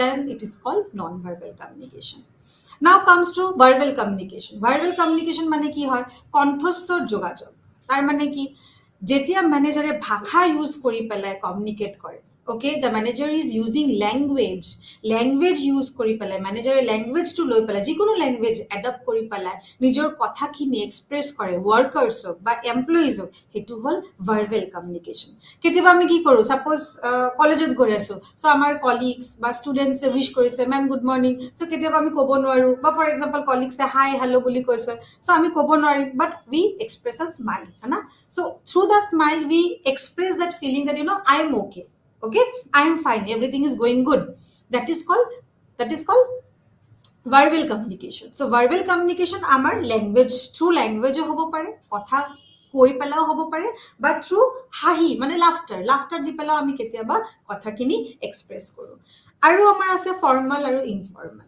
okay so formal buli kole ami gom pao je anushtanik okay aru onanushtanik tar mane ki anushtanik jogajog means formal jikono ta organization or jodi hierarchy thake hierarchy means structure mane level tar mane ami gom pao jikono organization of different levels ase amar tate top level ase middle level ase lower level hana so top level buli kole ami ki bujo top level mane jot mane higher position nor manu bila thakibo for example CEO thakibo board of director thakibo general manager thakibo aru middle level manu khini tar mane middle level ot kun thakibo executives thakibo hana executors thakibo middle level manager aru lower level ot foreman thakibo workers thakibo those who actually work with the machine june actually field ot go pela kaam khini kore ba machine or logot kaam khini kore na so formal communication mane ki যেতিয়া এটা অর্গানাইজেশনত structure থাকে predetermined structure বা preset structure থাকে already স্ট্রাকচারটো define করা হয় ওকে আৰু top level ম্যানেজারে middle লেভেলত লগত কমিউনিকেট কৰিব বিচাৰিছে বা মিডল লেভেল ম্যানেজারে লোৱাৰ লেভেল ম্যানেজাৰৰ লগত কমিউনিকেট কৰিব বিচাৰিছে regarding any kind of policy regarding any objectives হেতু হল আমাৰ formal communication so jikono organization jetia hierarchy thake jetia levels thake jetia structure eta particular structure thake and it defines some specific relation okay janeke kun employees kun employers kun manager kun subordinate kun he relationship kini jetia clearly define kora thake tetia abi kobo parim etu eta formal structure aru ei formal structure jetia manager এমপ্লয়িজৰ লগত কথা পাতে বা মেনেজাৰে ৱৰ্কাৰ্ছৰ লগত communicate কৰিব বিচাৰে তেতিয়া আমি ক'ব পাৰিম this is a formal communication আৰু informal communication means what is informal communication যিকোনো অৰ্গেনাইজেশ্যনত ফৰ এক্সাম্পল কলিগছৰ মাজত কথা পাতি আছোঁ for example we share few colleagues কিছুমান কলিগছ ভাল ৰিলেশ্যন শ্বেয়াৰ কৰে মানে we have a good bonding আমি এজনক ভালকৈ বুজি পাওঁ out of social affection love or emotion আমি এজনৰ লগত ভালকে এটা বণ্ডিং ডেভেলপ কৰিছোঁ so' in that case we do not follow' any kind of rules regulation structure হয় না আমি যেতিয়া ফ্ৰেণ্ডছৰ লগত কথা পাতোঁ বা যেতিয়া আমি কলিগছৰ লগত কথা পাতোঁ আমি কি ফৰ্মেল হওঁ নেকি আমি কি কওঁ নেকি may I come in sir may I come in ma'am can I talk to you we do not do this আমি এনেকৈ নকৰোঁ what we do is that as because out of love out of respect out of some social norms আমি এটা relationship develop কৰিছোঁ a feeling we have develop between each other হয় না সেইটো কাৰণে আমি এটা মানুহ আৰু আন এজন মানুহৰ লগত কমিউনিকেট কৰিব বিচাৰিছে so' that is called informal communication any organisation might have formal communication also' informal communication also' যিকোনো এটা অৰ্গেনাইজেশ্যনত আমি ফৰ্মেল কমিউনিকেশ্যন মানে ষ্ট্ৰাকচাৰৰ উইদিন দ্য ষ্ট্ৰাকচাৰো আমি কমিউনিকেট কৰিব পাৰোঁ আৰু আউটছাইড দ্য ষ্ট্ৰাকচাৰ মানে এমপ্লয়িজৰ ভিতৰতো আমি কমিউনিকেট কৰিব পাৰোঁ okay that is called formal aru informal communication tarpisot amar tate ase maukhik jogajog means oral communication the way see right now I am communicating with you okay so I am giving you instruction I have taken a topic and moi eta topic loisu topic to loi pela ami etia discuss kori asu moi explain kori asu so this is called oral communication মই কথাখিনি কৈ আছোঁ and then I am expecting কি ষ্টুডেণ্টছে কথাখিনি বুজি পেলাই they will prepare accordingly আৰু এক্সামত ধুনীয়াকৈ লিখিব that is called oral communication okay মৌখিক communication and written communication also' we have সেইটোক আমি কি বুলি কওঁ লিখিত কমিউনিকেশ্যন ৰিটেন কেতিয়াবা আমি যেনেকৈ ইমেইল ড্ৰাফ্ট কৰোঁ বা আমি ছাপ'জ লিভ ল'ব বিচাৰিছোঁ চ' ষ্টুডেণ্টছে কি কৰে এপ্লিকেশ্যন লিখে টু দ্য প্ৰিন্সিপাল এনেকৈ কৈ পেলাই এপ্লিকেশ্যন লিখে চ' দিছ application is in the form of a written communication mane jetia manager through policy okay or through some written document wants to communicate something suppose that a organization that a meeting conduct hol okay hey meeting ot kisuman resolution pass hol je amar working hour khini 9 to 5 na thake etia ami 9 to 6 koribo bisarisu for example aru for this 1 hour extra we are going to give a extra benefits or extra wages based on the time to our workers এটা অৰ্গেনাইজেশ্যনত এটা meeting conduct হ'ল মেনেজাৰে দুটা resolution পাছ কৰিলে এটা ৰিজলিউশ্যনত হ'ল যে আমাৰ ৱৰ্কিং আৱাৰখিনি 9 to 5 নাথাকে আমি এক্সটেণ্ড কৰি পেলাই 6টালৈকে কৰি দিম আৰু এটা কথা হ'ল যে আমি এইটো এক ঘণ্টা এক্সট্ৰা কৰাৰ কাৰণে আমি এইটো কাৰণে এটা এক্সট্ৰা বেনিফিট বা ৱেজেছো প্ৰভাইড কৰিম কাক প্ৰভাইড কৰিম এমপ্লয়িজক প্ৰভাইড কৰিম ৱৰ্কাৰ্ছক প্ৰভাইড কৰিম চ' এইটো মিটিঙত যেতিয়া ৰিজলিউশ্যন পাছ হ'ল আমি ইন ৰিটেন দিলোঁ ৰেজিষ্টাৰত লিখিলোঁ আমি মাইনুটছ বনালোঁ মিটিঙৰ মাইনুটছ বনালোঁ আৰু চবৰ পৰা কনচেণ্ট ল'লোঁ ছিগনেচাৰ ল'লোঁ সেইটো হ'ল লিখিত কমিউনিকেশ্যন অ'কে মানে ৰিটেন কমিউনিকেশ্যন তাৰপিছত আমাৰ তাতে আছে ঊৰ্ধমুখী নিম্নমুখী অ'কে পথালিক এণ্ড দেন কৰ্ণীয় ঊৰ্ধমুখী means upward communication নিম্নমুখী means downward communication পথালি means horizontal communication কৰ্ণীয় means diagonal communication এতিয়া এটা এটাকে আমি এইটো বুজিব চেষ্টা কৰিম so ঊৰ্ধমুখী means what upward communication what is upward communication upward মানে কি মই অলৰেডি এক্সপ্লেইন কৰিছোঁ যে যিকোনো এটা অৰ্গেনাইজেশ্যনত কিছুমান ষ্ট্ৰাকচাৰ থাকে টপ লেভেল মিডল লেভেল আৰু লোৱাৰ লেভেল ষ্ট্ৰাকচাৰ থাকে চ' লোৱাৰ লেভেলৰ পৰা যেতিয়া টপ লেভেলত কমিউনিকেট কৰা হয় লোৱাৰ লেভেল মানে এমপ্লয়িজে বা ৱৰ্কাৰ্ছে কিছুমান ইনফৰমেশ্যন ছাপ'জ প্ৰভাইড কৰিব বিচাৰিছে মিডল লেভেলক বা মিডল লেভেলত কিছুমান ফিডবেক প্ৰভাইড কৰিব বিচাৰিছে টপ লেভেলক সেইটোক আমি কি বুলি ক'ম upward communication okay downward communication means নিম্নমুখী কমিউনিকেশ্যন হোৱাট ইজ ডাউনৱাৰ্ড নিম্নমুখী কমিউনিকেশ্যন মানে কি হ'ব সেইটো হ'ল যেতিয়া টপ লেভেলৰ পৰা কিছুমান ইনষ্ট্ৰাকশ্যন আহিব মিডল লেভেলত পৰা কিছুমান ইনষ্ট্ৰাকশ্যন যাব লোৱাৰ লেভেলত সেইটো আমি কি বুলি ক'ম ডাউনৱাৰ্ড কমিউনিকেশ্যন তাৰ মানে suppose top level have decided or formed a new policy top level মেনেজাৰে এটা নতুন পলিচি ফৰ্ম কৰিলে ডেভেলপ কৰিলে বা পলিচি ডিজাইন কৰিলে অ'কে বা অবজেক্টিভ এটা ৰিফ্ৰেম কৰিলে বা ৰিডিজাইন কৰিলে চ' দে টপ লেভেল মেনেজমেণ্টে কিবা এটা ষ্ট্ৰেটেজি ডেভেলপ কৰিলে সেই ষ্ট্ৰেটেজিখিনি কমিউনিকেট কৰিলে মিডল লেভেল মেনেজাৰৰ লগত অ'কে আৰু মিডল লেভেল মেনেজাৰে ৰেছপনচিবিলিটি ল'লে that okay fine we will take the responsibility to implement it তাৰমানে মিডল লেভেলে ডিচাইড কৰিলে যে আমি এই বস্তুখিনি ইমপ্লিমেণ্ট কৰিব বিচাৰিছোঁ with the help of whom with the help of lower level workers so সেই কমিউনিকেশ্যনক কি বুলি কয় downward communication Okay, then amar tate ase pathali communication, means horizontal communication. What is horizontal communication? Suppose in an organization different departments are there, jikono eta organization variety of department abi sabo paru, jeneke sales or department hobo pare, purchase department hobo pare, marketing department hobo pare, HR department hobo pare, quality control department hobo pare, R&D hobo pare, different departments are there. Okay, now suppose HR sales department and purchase department duta middle level ot ahi ase. Okay, so a sales manager wants to communicate with the purchase manager, sales department or manager purchase department or manager logot communicate koribo bisarise, so hetu kami ki boli kom horizontal. Kyo karon ki duta manager eta specific department or pora belong kore, eta hol sales department, eta hol purchase department, correct, বা production department for example, আৰু sales department আৰু production department দুটা কোত আহি আছে, কোনটো লেভেলত আহি আছে, middle levelত আহি আছে. So when you communicate with the person with the same level of management, তাৰ মানে যেতিয়া দুটা মানুহ communicate কৰিব আৰু মানুহ দুটা same, not with the same department but same level of পৰা belong কৰে, হেতু আমি কি বুলি কম, horizontal communication বা পথালি communication. Then lastly amar tate ase cornea communication. So cornea means what? Diagonal communication. What is diagonal communication? jikono manu organization or jikono department or jikono level or logot communicate koribo pare. For example, top level manager communicate koribo pare, middle level logot, middle level communicate koribo pare, lower level logot. So it is not mandatory, eko compulsion nai je duta manu same level pora hobo pare. Okay, so etu hol amar different types of communication. Etia ami kotha patim elements of communication. Jetia ami communication mane ki hol? Communication mane ki? Communication mane eta prokriya. এটো প্ৰক্ৰিয়া দ্বাৰা আমি কি কৰি আছো, আমাৰ নিজৰ মনৰ কথাবিলাক আমি এক্সপ্ৰেছ কৰি আছো, শেয়াৰ কৰি আছো. সো এটোৰ ভিতৰত কিছুমান এলিমেন্ট আছে, মিন্স ফ্যাক্টৰ, হেবিলাক ফ্যাক্টৰস বহুত ইম্পৰ্টেন্ট ফ্যাক্টৰস হয়, আৰু এই এলিমেন্টস বিলাক যদি নাথাকে কমিউনিকেশন, তেনেহলে কমিউনিকেশন প্ৰসেসটো ইনকমপ্লিট হয়, মানে এটো কমপ্লিট কৰা পসিবল নহয়.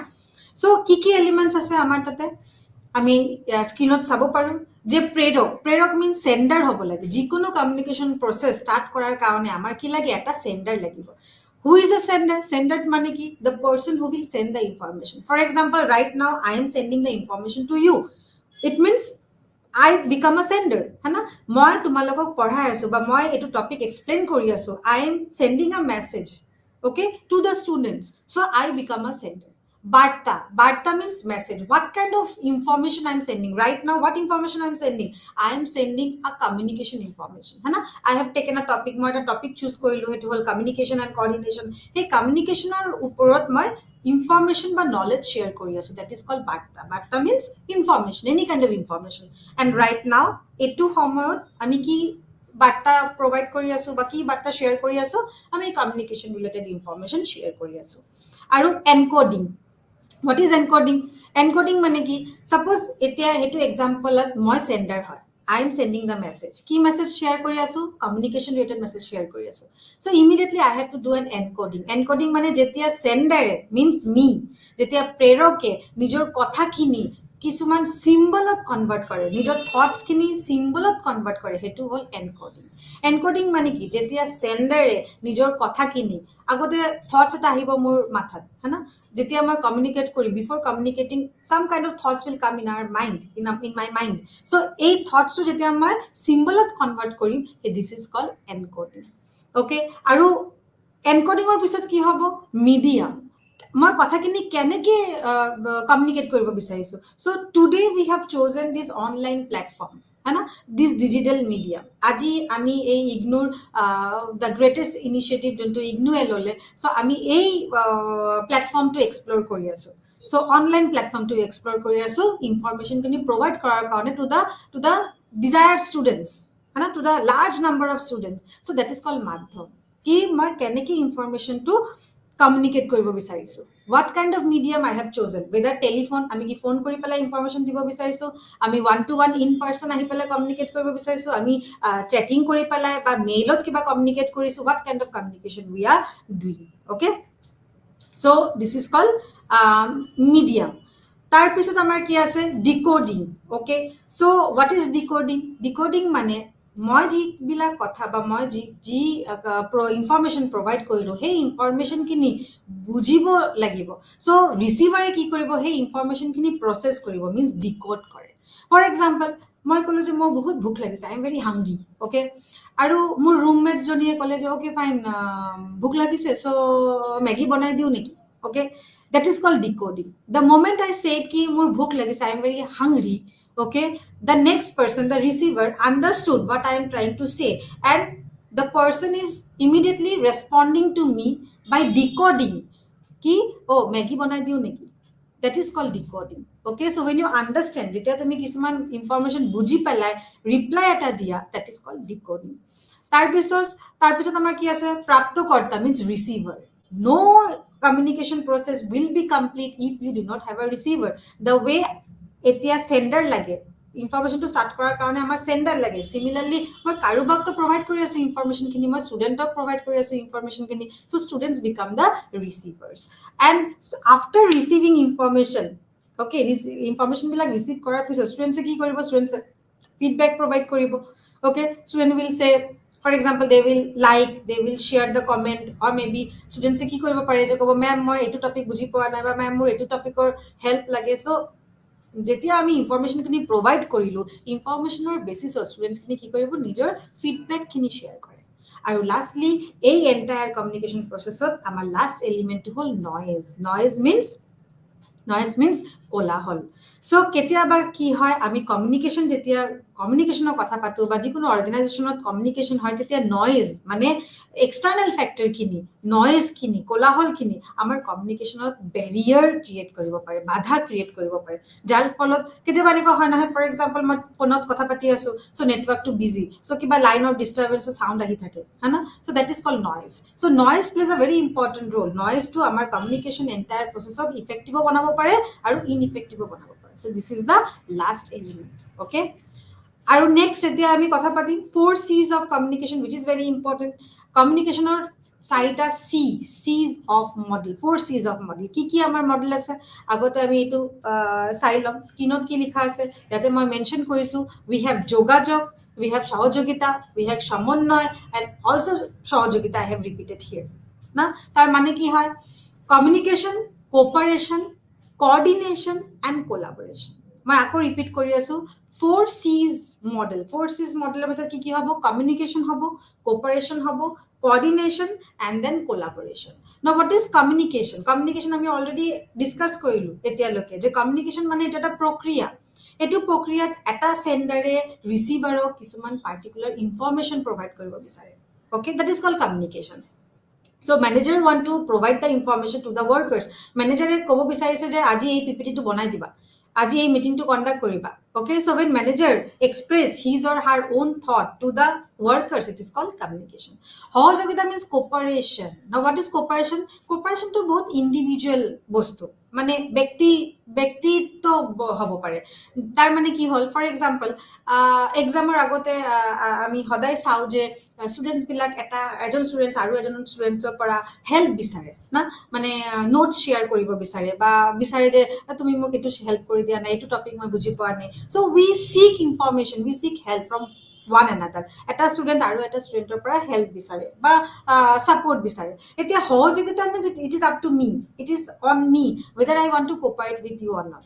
So সহযোগিতা বহুত মানে মোস্টলি ইন্ডিভিজুয়ালিস্টিক হয়, মানে মই যদি বিচাৰো মই তোমাক হেল্প কৰিব পাৰিম, মই যদি বিচাৰো মই তোমাক নোটস ৰ বিফৰ এক্সাম শেয়াৰ কৰিব পাৰো, বা মই যদি নিবিচাৰো তেনেহলে মই নোটস খিনি শেয়াৰ নকৰো। দ্যাট ইজ কল্ড সহযোগিতা means cooperation, okay. So this is not come under the compulsion, this is not out of the formal structure karone etu howa nai, etu individual, etu informal relation.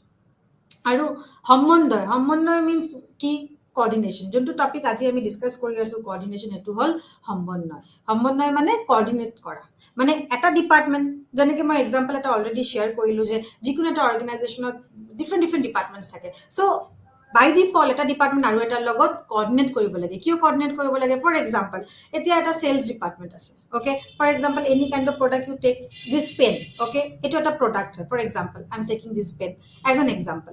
So এটো পেনৰ sell কৰিব লাগে, ওকে। So sales ডিপার্টমেন্টে কি কৰিলে, production ডিপার্টমেন্টৰ লগত coordinate নকৰি পেলাই সেল কৰা ষ্টাৰ্ট কৰি দিলে। সিহঁতৰ তাতে ইনফৰমেশ্যনে নাই যে প্ৰডাকশ্যন এইটো পেনৰ কিমান নাম্বাৰ অফ কোৱান্টিটি প্ৰডাকশ্যন হ'ল। চ' চেলছ কৰাৰ আগতে আমাৰ জানিব লাগিব যে কাষ্টমাৰ্ছৰ ডিমাণ্ডখিনি কি আছে, সেই ডিমাণ্ডৰ হিচাপত আমাৰ প্ৰডাকশ্যনটো হ'ল নে হোৱা নাই, বা ৰিটেইলাৰ্ছখিনি যিমান ডিমাণ্ড প্ৰভাইড কৰিছে সেইটো হিচাপত আমাৰ তাতে এক্সট্ৰা ষ্টক আছেনে সিহঁতক সাপ্লাই কৰাৰ কাৰণে, প্ৰভাইড কৰাৰ কাৰণে, দেট ইজ কল সমন্বয়। চ' in this particular case sales ডিপাৰ্টমেণ্টৰ লগত এটা ভাল কোঅৰ্ডিনেশ্যন আমাৰ লাগে উইথ প্ৰডাকশ্যন ডিপাৰ্টমেণ্ট, কাৰণ কি যদি প্ৰডাকশ্যন নহয় তেনেহ'লে চেলছ পচিবল নহয়, আৰু যদি প্ৰডাকশ্যন নহয় তেনেহ'লে চেলছ ডিপাৰ্টমেণ্টে ডিমাণ্ডখিনি ফুলফিল কৰিব নোৱাৰে। চ' চেলছ ডিপাৰ্টমেণ্ট কমিউনিকেট কৰিব লাগিব প্ৰডাকশ্যন ডিপাৰ্টমেণ্টক কি মাৰ্কেটত কিন্তু সেইটো পেনৰ বহুত ডিমাণ্ড আছে, বা মাৰ্কেটত কিন্তু এই ৰিটেইলাৰৰ পৰা আমি 100 নাম্বাৰ অফ কোৱান্টিটি আমি অৰ্ডাৰ পালোঁ। চ' such kind of communication we have to do, that is called coordination. And lastly we have collaboration, সহযোগিতা। collaboration মানে কি, আজি this is very important, আমাৰ এইটো বস্তু জানিব লাগিব আৰু একচেপ্ট কৰিব লাগিব যে we cannot work alone, আমি অকলে কাম কৰিব নোৱাৰিম। তাৰ মানে কি, I am not talking about ki moi okole inefficient hoy ba I am not sufficient enough, but it is always better, it is always preferable ki ami as a team collaboratively in association with something আমি কাম কৰিব লাগে। কিয়, because মই যেতিয়া 2জন 3জন 5জন মান মানুহৰ পৰা help বা ছাপৰ্ট পাম বা মই কোলাবৰেট কৰিম, চ' মোৰ আইডিয়াখিনিতো ডেফিনেটলি থাকিব, but when the manager will collaborate with different department, when the manager will collaborate with different employees information kiniyo manager e pabo, but different departments or experience kiniyo manager e pabo. So that is how it makes the work very beautiful, aru work or output kini amar dhuniya ke eta effective output ulai ahe, that is called coordination or we can say collaboration. So hetu hol 4C's model. So 4C's model ot ami ki palo aru ebar quickly ami eta revise korim. এটা হল যোগাযোগ, তার মানে communication, এটা হল সহযোগিতা, তার মানে কোপারেশন, এটা হল সমন্বয়, তার মানে হল কোঅর্ডিনেশন, আর সহযোগিতা মিন্স কোলাবোরেশন। সো এটো হল 4C's মডেল অফ কমিউনিকেশন। এতিয়া ইয়াতে এটা সামারি মই এক্সপ্ৰেছ কৰিলো, লিখিছো কি যোগাযোগটো একচুয়ালি কি হয়, কমিউনিকেশনটো একচুয়ালি কি হয়। সো এতিয়ালৈকে আমি কথা পাতিলো যে কমিউনিকেশন মানে এটা প্ৰক্ৰিয়া হয় য'ত এটা মানুহ আৰু এটা মানুহৰ লগত কথা পাতিব পাৰে বা নিজৰ মনৰ ধাৰণাখিনি এমপ্লয়াৰ্ছে এক্সপ্ৰেছ কৰিব পাৰে বা বুজাবুজিৰ এটা আণ্ডাৰষ্টেণ্ডিং এটা ক্ৰিয়েট কৰিব পাৰে, বা আমি ইমেইলৰ থ্ৰু বা ভিডিঅ' কনফাৰেন্সৰ থ্ৰুত আমি চেটিঙৰ থ্ৰুত নিজৰ কথাখিনি আমি এক্সপ্ৰেছ কৰিব পাৰোঁ। চ' কমিউনিকেশ্যন মানে কি, মানে আমি যদি এইটো চামাৰিটো বুজিব বিচাৰিছোঁ তেনেহ'লে আমি কি কৰিব পাৰিম যে এইটো এটা প্ৰচেছ হয়, এটা প্লেটফৰ্ম হয় য'ত আমি ৰিয়েল টাইম কমিউনিকেশ্যন কৰিব পাৰোঁ, কনভাৰচেশ্যন কৰিব পাৰোঁ। Real time conversation means suppose in person আমি কমিউনিকেশ্যন কৰিব পাৰিম, অ'কে। আৰু কমিউনিকেশ্যন যেতিয়া আমি কথা পাতোঁ সেইটো মানে একমুখী হ'ব পাৰে বা দুইমুখী হ'ব পাৰে, মানে ওৱান ৱে হ'ব পাৰে, টু ৱে হ'ব পাৰে। একমুখী মিনছ ছাপ'জ মেনেজাৰে ইনষ্ট্ৰাকশ্যন দি আছে এমপ্লয়িজক, অ'কে। দেন দুইমুখী মিনছ লাইক মেনেজাৰে ফিডবেকটোও লৈ আছে এমপ্লয়িজৰ পৰা আৰু they are coordinating among each other, that is called two way communication. So' this is the summary of coordination. Now এতিয়া আমি ষ্টাৰ্ট কৰিম কোঅৰ্ডিনেশ্যন। আমাৰ কমিউনিকেশ্যন পাৰ্টখিনি হৈ গ'ল, এতিয়া আমি ষ্টাৰ্ট কৰিম what is coordination. So' coordination is also' very very important. Coordination যিকোনো এটা অৰ্গেনাইজেশ্যনৰ ছাকচেছফুলৰ কাৰণে coordination plays a very important role. Even আমি আমাৰ নিজৰ লাইফত দেখিছোঁ যে ছাপ'জ এক্সাম এটা আহি আছে, অ'কে, এণ্ড আমি এটা ডেটশ্বীট পালোঁ। চ' এতিয়া মোৰ ষ্টাডি স্পীডৰ লগত যদি সেই ডেটশ্বীটটো বা টাইম টেবুলৰ লগত যদি খাপ নাখায় তেনেহ'লে কি হ'ব, মই ৰিজাল্টটো ভাল কৰিব নোৱাৰিম, হয় না, মই পাৰফৰ্ম কৰিব নোৱাৰিম, মোৰ যিমানখিনি কেপাচিটি বা কেলিপাৰ আছে মই সিমানখিনিলৈকে যাব নোৱাৰিম। চ' হোৱাট ইজ কোঅৰ্ডিনেশ্যন, এই ডেফিনেশ্যনটো আমি এতিয়া কৰ্পৰেটৰ পাৰ্চপেক্টিভ বা অৰ্গেনাইজেশ্যনৰ পাৰ্চপেক্টিভৰ ফালৰ পৰা আমি জানিব বিচাৰিম বা বুজিব ট্ৰাই কৰিম। চ' হোৱাট ইজ কোঅৰ্ডিনেশ্যন আমি ক'ব পাৰিম, কোঅৰ্ডিনেশ্যন মিনছ ইউনিটি, অ'কে, একতা। Coordination means unity. when we talk about coordination তাৰমানে আমি এইটো ক'ব বিচাৰিছোঁ যে যিকোনো এটা অৰ্গেনাইজেশ্যনৰ চব মানুহখিনি, চব ৱৰ্কাৰ্ছখিনি একেলগে, অ'কে, একেলগে এটা অবজেক্টিভৰ কাৰণে কাম কৰিব লাগিব। চ' we have to work age a team. আমি অলৰেডি মেনেজমেণ্ট প্ৰিন্সিপালত পাইছোঁ যে SPD ক্ৰপছ। চ' আমি যদি এইটো প্ৰিন্সিপালটো লওঁ, হেনৰি ফেয়লৰ প্ৰিন্সিপাল, চ' তাতে লিখা আছে যে I should be replaced by we. তাৰমানে আমি যেতিয়া অৰ্গেনাইজেশ্যনৰ এক্সাম্পল ছেট কৰোঁ তেতিয়া আই ৱাৰ্ডটো থাকিব নালাগে। মই অকলে অবজেক্টিভটো এচিভ কৰিব নোৱাৰিম if you do not have the coordination and cooperation with the other person. So' if you do not have the একতা means unity. So unity achieve কৰিব লাগিব, that is called coordination. Coordination কিহৰ কাৰণে কাম কৰিব? So' that we can achieve the unity. আৰু harmony means কি? সম্প্ৰীতিৰ অনা, মানে এটা এটা গুড বিহেভ, এটা গুড ভাইবছ, এটা এজন আৰু এজনৰ কাৰণে এটা গুড বিহেভিয়াৰ, ভাল এটা বণ্ডিং, এটা ভাল ফিলিং ডেভেলপ কৰিব লাগিব, that is called coordination. Coordination মানে এইটোৱে নহয় যে আমি একেলগে কাম কৰিব লাগিব, ডেফিনেটলি আমি একেলগে কাম কৰিব লাগিব as a team, but coordination also' mean কি আমি এটা ভাল এনভাইৰনমেণ্ট ক্ৰিয়েট কৰিব লাগিব, আমি এটা ভাল পজিটিভ ভাইবছ এজন এজনক দিব লাগিব, আমি এজন এজনক বুষ্ট কৰিব লাগিব, হেল্প কৰিব লাগিব। অ'কে, আৰু এটা কথা যে coordination is a very conscious, মানে যেতিয়া আমি কোঅৰ্ডিনেশ্যন কৰোঁ, এটা ডিপাৰ্টমেণ্ট আৰু এটাৰ লগত কোঅৰ্ডিনেট কৰি আছে, for example research and development department is coordinating with the product development department. So' এইটো কেছত আমি ক'ব পাৰিম যে they have to work together, but in a conscious way. Conscious মানে কি? তুমি জানিব লাগিব যে আমি জানিব লাগিব যে আমি কি কৰি আছোঁ। অ'কে, আমাৰ অবজেক্টিভটো কি, আমাৰ কামখিনি কি, আমাৰ ৰেছপনচিবিলিটিখিনি কি, আৰু এইবিলাক কাম আমি কিয় কৰি আছোঁ? বিকজ এভৰি অৰ্গেনাইজেশ্যনৰ এটা প্ৰি ডিটাৰমাইন, তাৰমানে পূৰ্ব নিৰ্ধাৰিত লক্ষ্য এটা ডিটাৰমাইন কৰা থাকে। তাৰমানে এভৰি অৰ্গেনাইজেশ্যনৰ এটা প্ৰি ছেট অবজেক্টিভ থাকে। সেই অবজেক্টিভটো, পূৰ্ণ নিৰ্ধাৰিত লক্ষ্যটো এচিভ কৰাৰ কাৰণে আমি কোঅৰ্ডিনেশ্যনৰ কথা পাতি আছোঁ, বা কোঅৰ্ডিনেশ্যনটো ইম্পৰ্টেণ্ট হয়। চ' ইন শ্বৰ্ট আমি কি ক'ব পাৰিম? কোঅৰ্ডিনেশ্যন মানে কি? এইটো হ'ল এটা প্ৰচেছ হ'ব পাৰে। এইটো প্ৰচেছৰ থ্ৰু আমি একতাটো বিল্ড আপ কৰিব ট্ৰাই কৰোঁ, আমি এটা ভাল ভাৱ, এটা এজন আন এজনৰ প্ৰতি এটা সম্প্ৰীতিৰ ভাৱ এটা ডেভেলপ কৰিব বিচাৰোঁ, বা যোনটো আমাৰ পূৰ্ণ নিৰ্ধাৰিত অবজেক্টিভ আছে, সেই অবজেক্টিভটো আমি বা লক্ষ্যটো আমি এচিভ কৰিব বিচাৰোঁ। সেইটোৱে হ'ল কোঅৰ্ডিনেশ্যন। এতিয়া আমি কোঅৰ্ডিনেশ্যনৰ কিছুমান ফৰ্মেল ডেফিনেশ্যন জানিব বিচাৰিম। চ' ইয়াতে মই 3টা ফৰ্মেল ডেফিনেশ্যন মেনশ্যন কৰিছোঁ। চ' এইটো আমি এটা এটাকে জানিব বিচাৰিম বা এটা এটাকে পঢ়িম, what is coordination. So' first definition given by J.D. Munin.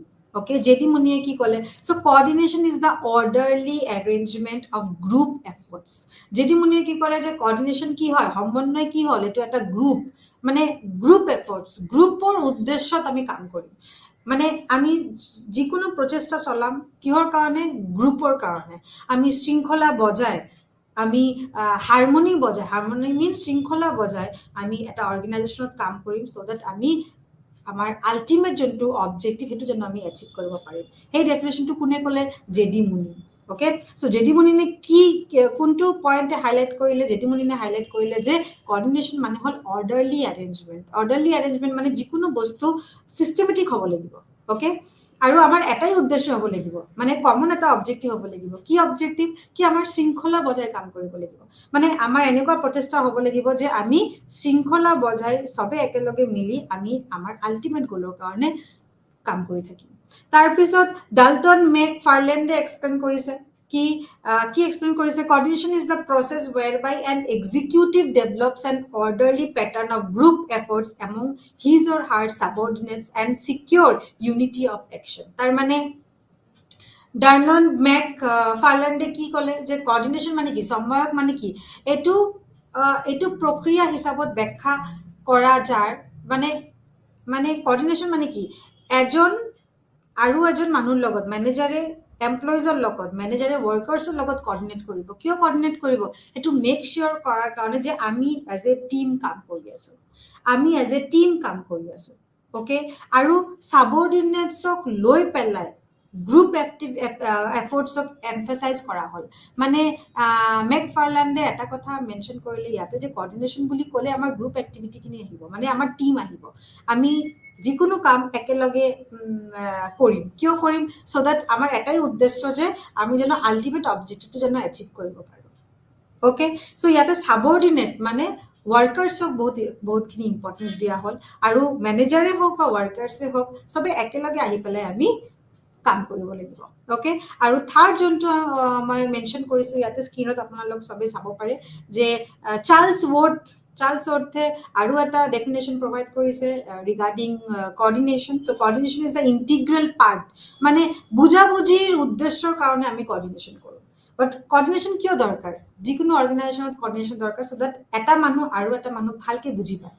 Okay, I should understand you, মানে আজি মই এতিয়া ইনফৰমেশ্যন প্ৰভাইড কৰি আছোঁ বা এই ক্লাছটো লৈ আছোঁ, চ' I have to understand as a educator, as a provider মই বুজিব লাগিব যে ষ্টুডেণ্টছৰ ৰিকুৱাৰমেণ্টখিনি কি আছে। অ'কে, মানে কোনটো টপিক টাচ কৰিলে সিহঁতৰ ভাল হ'ব, বা from exam point of view I have to highlight those point. Okay, বা এনেকুৱা এক্সাম্পল চাইট কৰিব লাগিব যোনটো ষ্টুডেণ্টে শুনি পেলাই ৰিলেট কৰিব পাৰে বা বুজি পায়।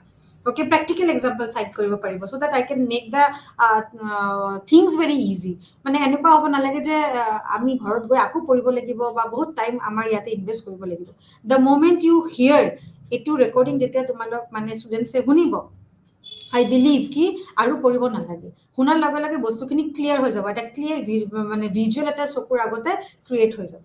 Okay, that is what Charles worth mention কৰিছে যে কৰ্ডিনেশ্যন মানে হ'ল বুজা বুজিৰ উদ্দেশ্যৰ কাৰণে আমি কৰ্ডিনেশ্যনটো কৰিব লাগে। মানে আমি চবে একত্ৰিত হৈ পেলাই আমি একতাটোক হাইলাইট কৰিব লাগে, আৰু আমাৰ আণ্ডাৰষ্টেণ্ডিংটো বেটাৰ কৰাৰ কাৰণে, বুজাবুজিৰ ৰিলেশ্যনশ্বিপটো বেটাৰ কৰাৰ কাৰণে আমাৰ কৰ্ডিনেশ্যন দৰকাৰ। চ' এই তিনিটা ডেফিনেশ্যন লৈ পেলাই আমি যদি চাম আপ কৰিব বিচাৰোঁ তেনেহ'লে আমি বুজিম যে হোৱাট ইজ কৰ্ডিনেশ্যন। এতিয়া আমি চাম আপ বা চামাৰী এটা আণ্ডাৰষ্টেণ্ড কৰিব বিচাৰিছোঁ যে কৰ্ডিনেশ্যন মানে কি, মানে হ'ল এইটো অৰ্গেনাইজ কৰা, মানুহক গোট খোৱা। মানে যিকোনো অৰ্গেনাইজেশ্যনত চ' many number of people R working, বহুত নাম্বাৰ অফ মানুহ কাম কৰি আছে বা বহুতখিনি ৱৰ্কাৰ্ছে কাম কৰি আছে। চ' এভৰি ৱৰ্কাৰ্ছক একেলগে আনি অ'কে আমি কমন অবজেক্টিভৰ কাৰণে কাম কৰিব লাগিব। So' organising the people or group of people, that is only coordination. So' coordination মানে কি, এইবিলাক ডেফিনেশ্যনৰ পৰা যদি আমি এটা ৰেফাৰেঞ্চ ল'ব বিচাৰোঁ আৰু ইন ডেপথ যদি আমি যাব বিচাৰোঁ, তেনেহ'লে কৰ্ডিনেশ্যন মানে হ'ল যিকোনো মানুহ, এটা মানুহ বা গ্ৰুপ অফ মানুহ একেলগে লগ ধৰি আমাৰ যোনটো সঠিকভাৱে মানে ভাল উদ্দেশ্য লৈ পেলাই কাৰেক্ট পাথটো চুজ কৰি পেলাই মানে ভাল পথেৰে আমাৰ আল্টিমেট অবজেক্টিভটো এচিভ কৰিব লাগে। আৰু আমি ক'ব পাৰিম যে এইটো সমন্বয় যোনটো, তাৰমানে কৰ্ডিনেশ্যন যোনটো, সেইটো মেনেজমেণ্টৰ এটা বহুত ডাঙৰ ফাংচন, মানে এটা ইম্পৰ্টেণ্ট টাস্ক হয়। চ' কেতিয়াবা আমি এইটোও কওঁ যে কমিউনিকেশ্যন আৰু কৰ্ডিনেশ্যন বা কৰ্ডিনেশ্যনটো আমি মেনেজমেণ্টৰ পৰা ছেপাৰেট কৰিব নোৱাৰোঁ, দিছ ইজ ইনছেপাৰেবল। অ'কে, চ' সমন্বয় মানে কি হ'ব, কৰ্ডিনেশ্যন। চ' কৰ্ডিনেশ্যন মেনেজমেণ্টৰ এটা ইম্পৰ্টেণ্ট ফাংচন। যিকোনো কাম মেনেজ কৰিবৰ কাৰণে, যিকোনো কাৰ্য শেষ কৰিবৰ কাৰণে আৰু ভালকে কৰিবৰ কাৰণে, এফিচিয়েণ্টলি এচিভ কৰিবৰ কাৰণে আমাৰ কৰ্ডিনেশ্যনৰ দৰকাৰ। চ' এজ এ হোল আমি এতিয়ালৈকে ইমানখিনি বুজিলোঁ যে কৰ্ডিনেশ্যন মানে কি হ'ল, এইটো এটা প্ৰক্ৰিয়া য'ত আমাৰ মানুহৰ ছাপৰ্টখিনি লাগে, গ্ৰুপ অফ পিপলৰ ছাপৰ্টখিনি লাগে। এইটো প্ৰক্ৰিয়াত এটা মানুহ আৰু এটা মানুহ যিকোনো ইনফৰমেশ্যন শ্বেয়াৰ কৰিবৰ কাৰণে হেল্প কৰে। এটা ডিপাৰ্টমেণ্ট আৰু এটা ডিপাৰ্টমেণ্টৰ লগত কৰ্ডিনেট কৰিব বিচাৰে। অ'কে, আৰু চব মানুহ বা চব ৱৰ্কাৰ্ছ একেলগে সঠিকভাৱে আহি পেলাই মানে যোগাযোগ কৰিব বিচাৰে, চ' দেট এভৰিৱান কেন work in that one particular direction, that is to achieving the ultimate objective. Okay, so সেইটোৱে হ'ল coordination. আৰু এতিয়া আমি টাইপছ অফ coordinationৰ কথা ডিছকাছ কৰিম।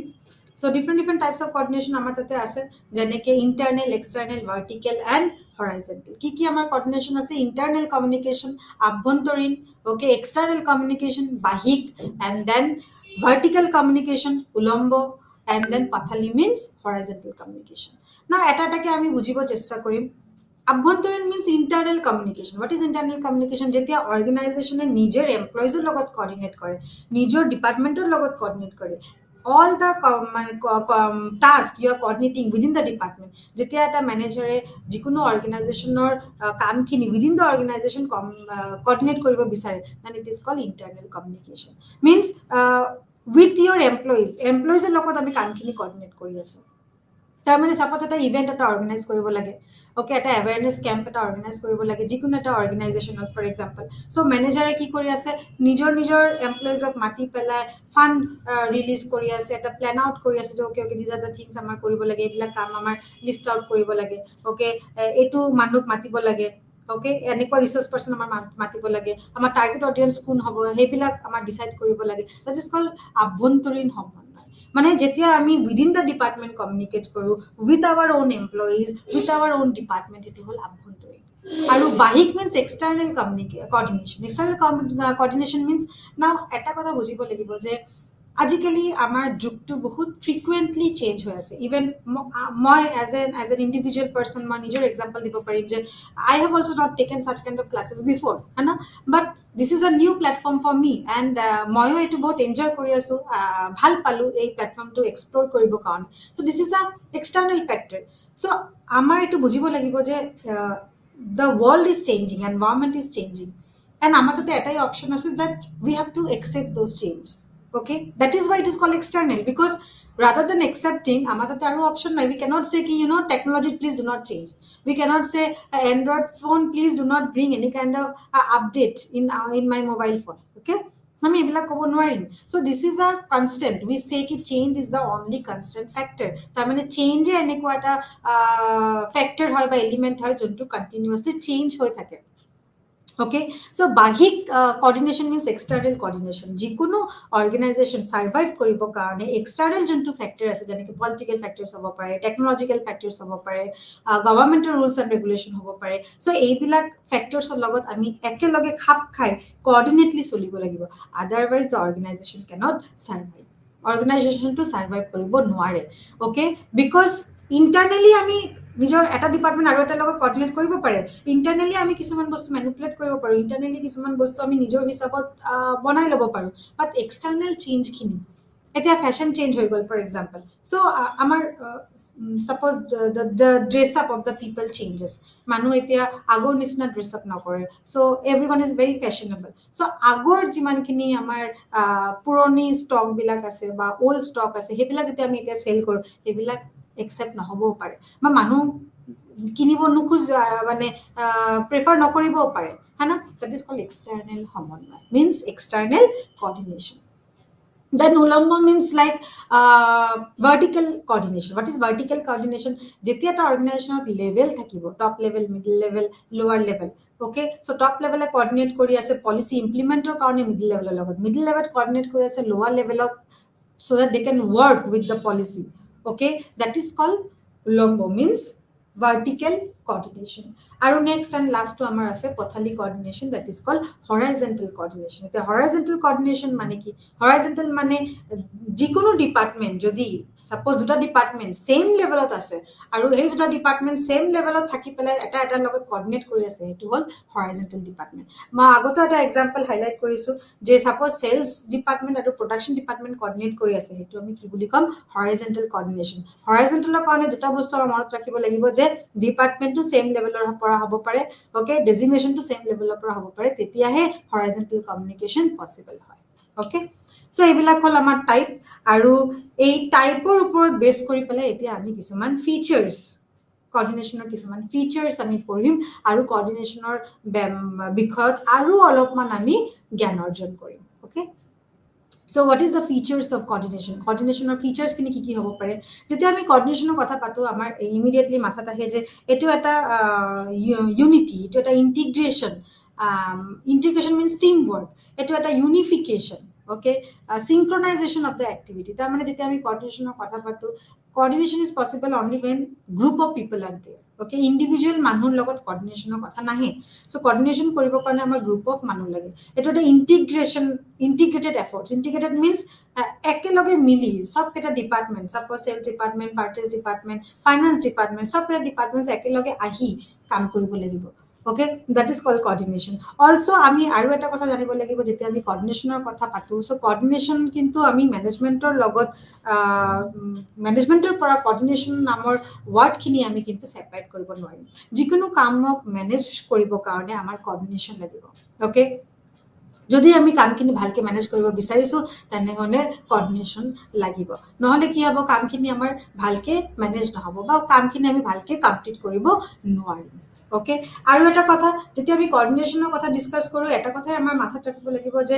আমি কি প্ৰসংগত এই কথাটো পাতিছো যে কোঅৰ্ডিনেশন ইজ এটো ব্যক্তিগত কাম নহয় এটো এটা মানে গ্ৰুপৰ কাম গোটেই মানুহ গোটেই সোসাইটি বা গোটেই এমপ্লয়িজ বিলাক সব একেলগে আহি পেলাই কাম কৰিব সো এটো ব্যক্তিগত অবজেক্টিভৰ কাৰণে আমি কিন্তু কাম নকৰো যিকোনো অৰ্গানাইজেচন বা কৰ্পোৰেট একেলগে গুড খাই okay for the benefits of the society for the benefits of the people they work together So this is the features of coordination. Aru ami kisuman facts coordination or upor janibo bisarim jeneki coordination hoto eta gotishil prokriya hoy tar mane ami kobo parim eta eta continuous process eta dynamic process. Continuous mane aji eta company ma establish korilu, এটা startup company মই খুলিলো for example handloom product মই sell কৰি আছো for example.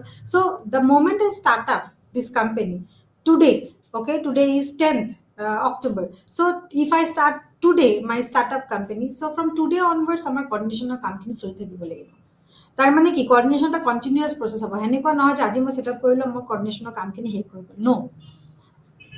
যেতিয়ালৈকে আমি মার্কেটত আছো, যেতিয়ালৈকে আমি বিজনেস কৰি আছো, যেতিয়ালৈকে আমি বনাই আছো প্ৰডাক্ট বনাই আছো বা আমাৰ কোম্পানীটো এক্সিস্ট হৈ আছে মার্কেটত, তেতিয়ালৈকে কিন্তু কোঅর্ডিনেশনৰ কামখিনি চলি থাকিব লাগিব। সো এটো এটা গতিশীল প্ৰক্ৰিয়া হয়। গতিশীল প্ৰক্ৰিয়া মিন্স কন্টিনিউয়াস প্ৰসেস আৰু ডাইনামিক মানে বহুত চেঞ্জ world environment বা external environment খিনি আমি গম পাও যে this is very dynamic in nature which is keeps on changing, है ना, which is keeps on changing aru amio ei changing factors bilak implement koribo lagibo, accept koribo lagibo within the organization aru coordination jeti ami coordination kotha patu so ajikali ami sabo parim je ba witness koribo parim personally je jikuno organization of coordination to kintu eta khub common task, jikuno organization of coordination to mostly ami sabo parim বা আমি witness কৰিব পাৰো।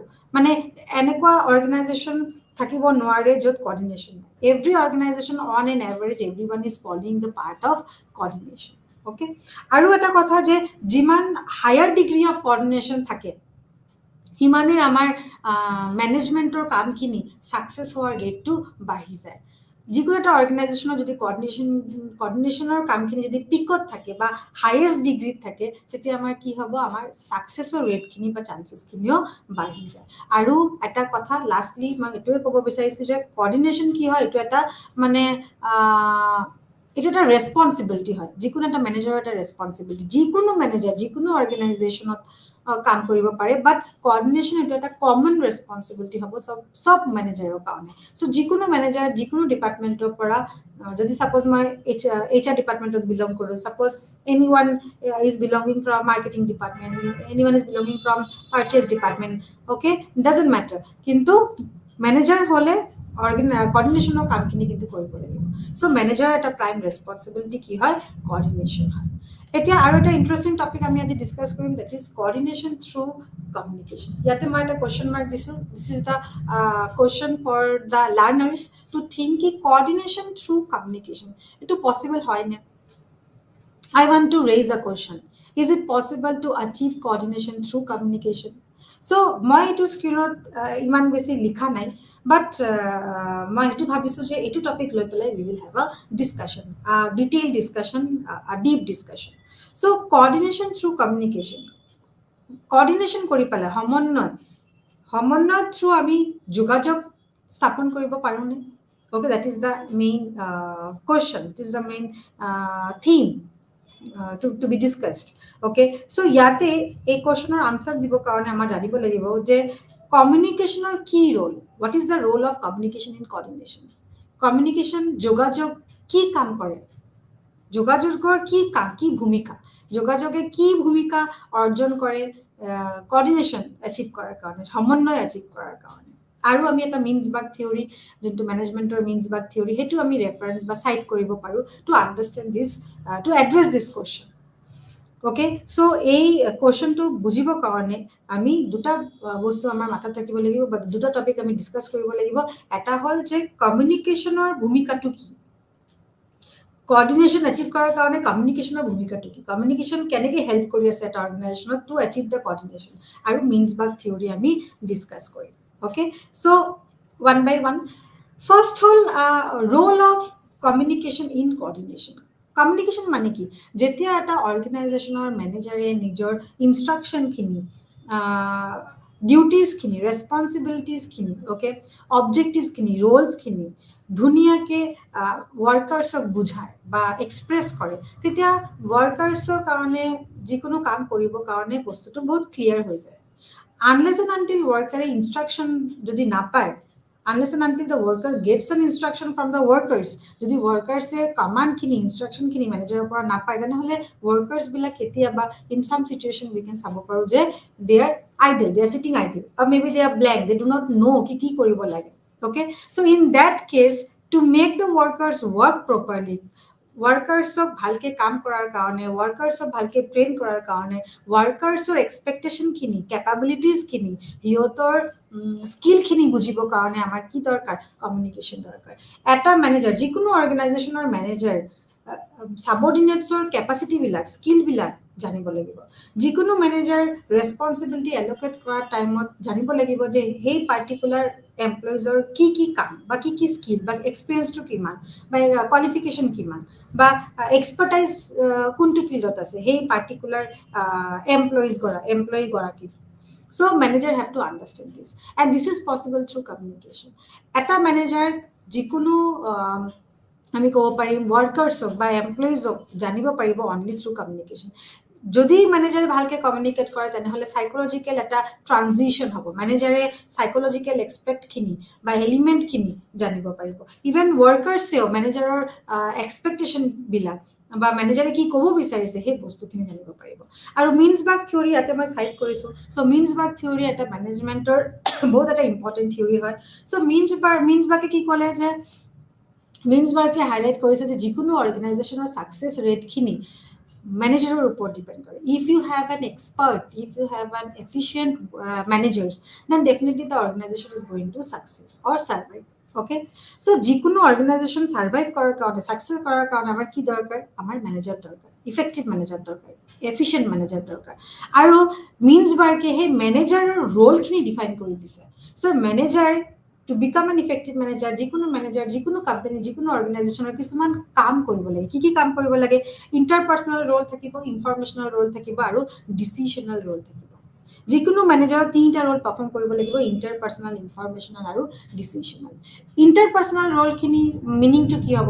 ইণ্টাৰপাৰ্সনাল roll means আমি ক'ব পাৰিম যে এটা friendly relation maintain কৰা। This is the duty of the manager. Manager's responsibility হয় যে যিকোনো অর্গানাইজেশন বা কর্পোরেটত এটা হেলদি, এটা পজিটিভ এনভায়রনমেন্ট ক্রিয়েট কৰা।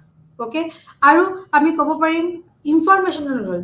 যেতিয়া যিকোনো ইনফরমেশন দরকার, সাপোজ আজি এটা অডিট আহি আছে, গভর্নমেন্টৰ এজেন্সিৰ পৰা এটা অডিট কৰিব বিচাৰিছে, একাউন্টছৰ অডিট খিনি চাব বিচাৰিছে। So manager have to be prepare with the information.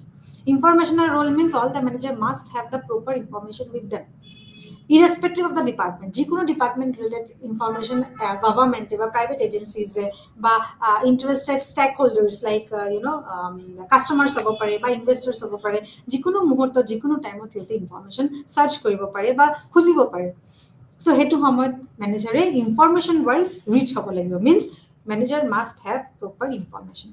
And the most important role that Mintzberg has defined, Mintzberg etu kotha clearly mentioned korise in his own theory, that being a manager you have to take a decision.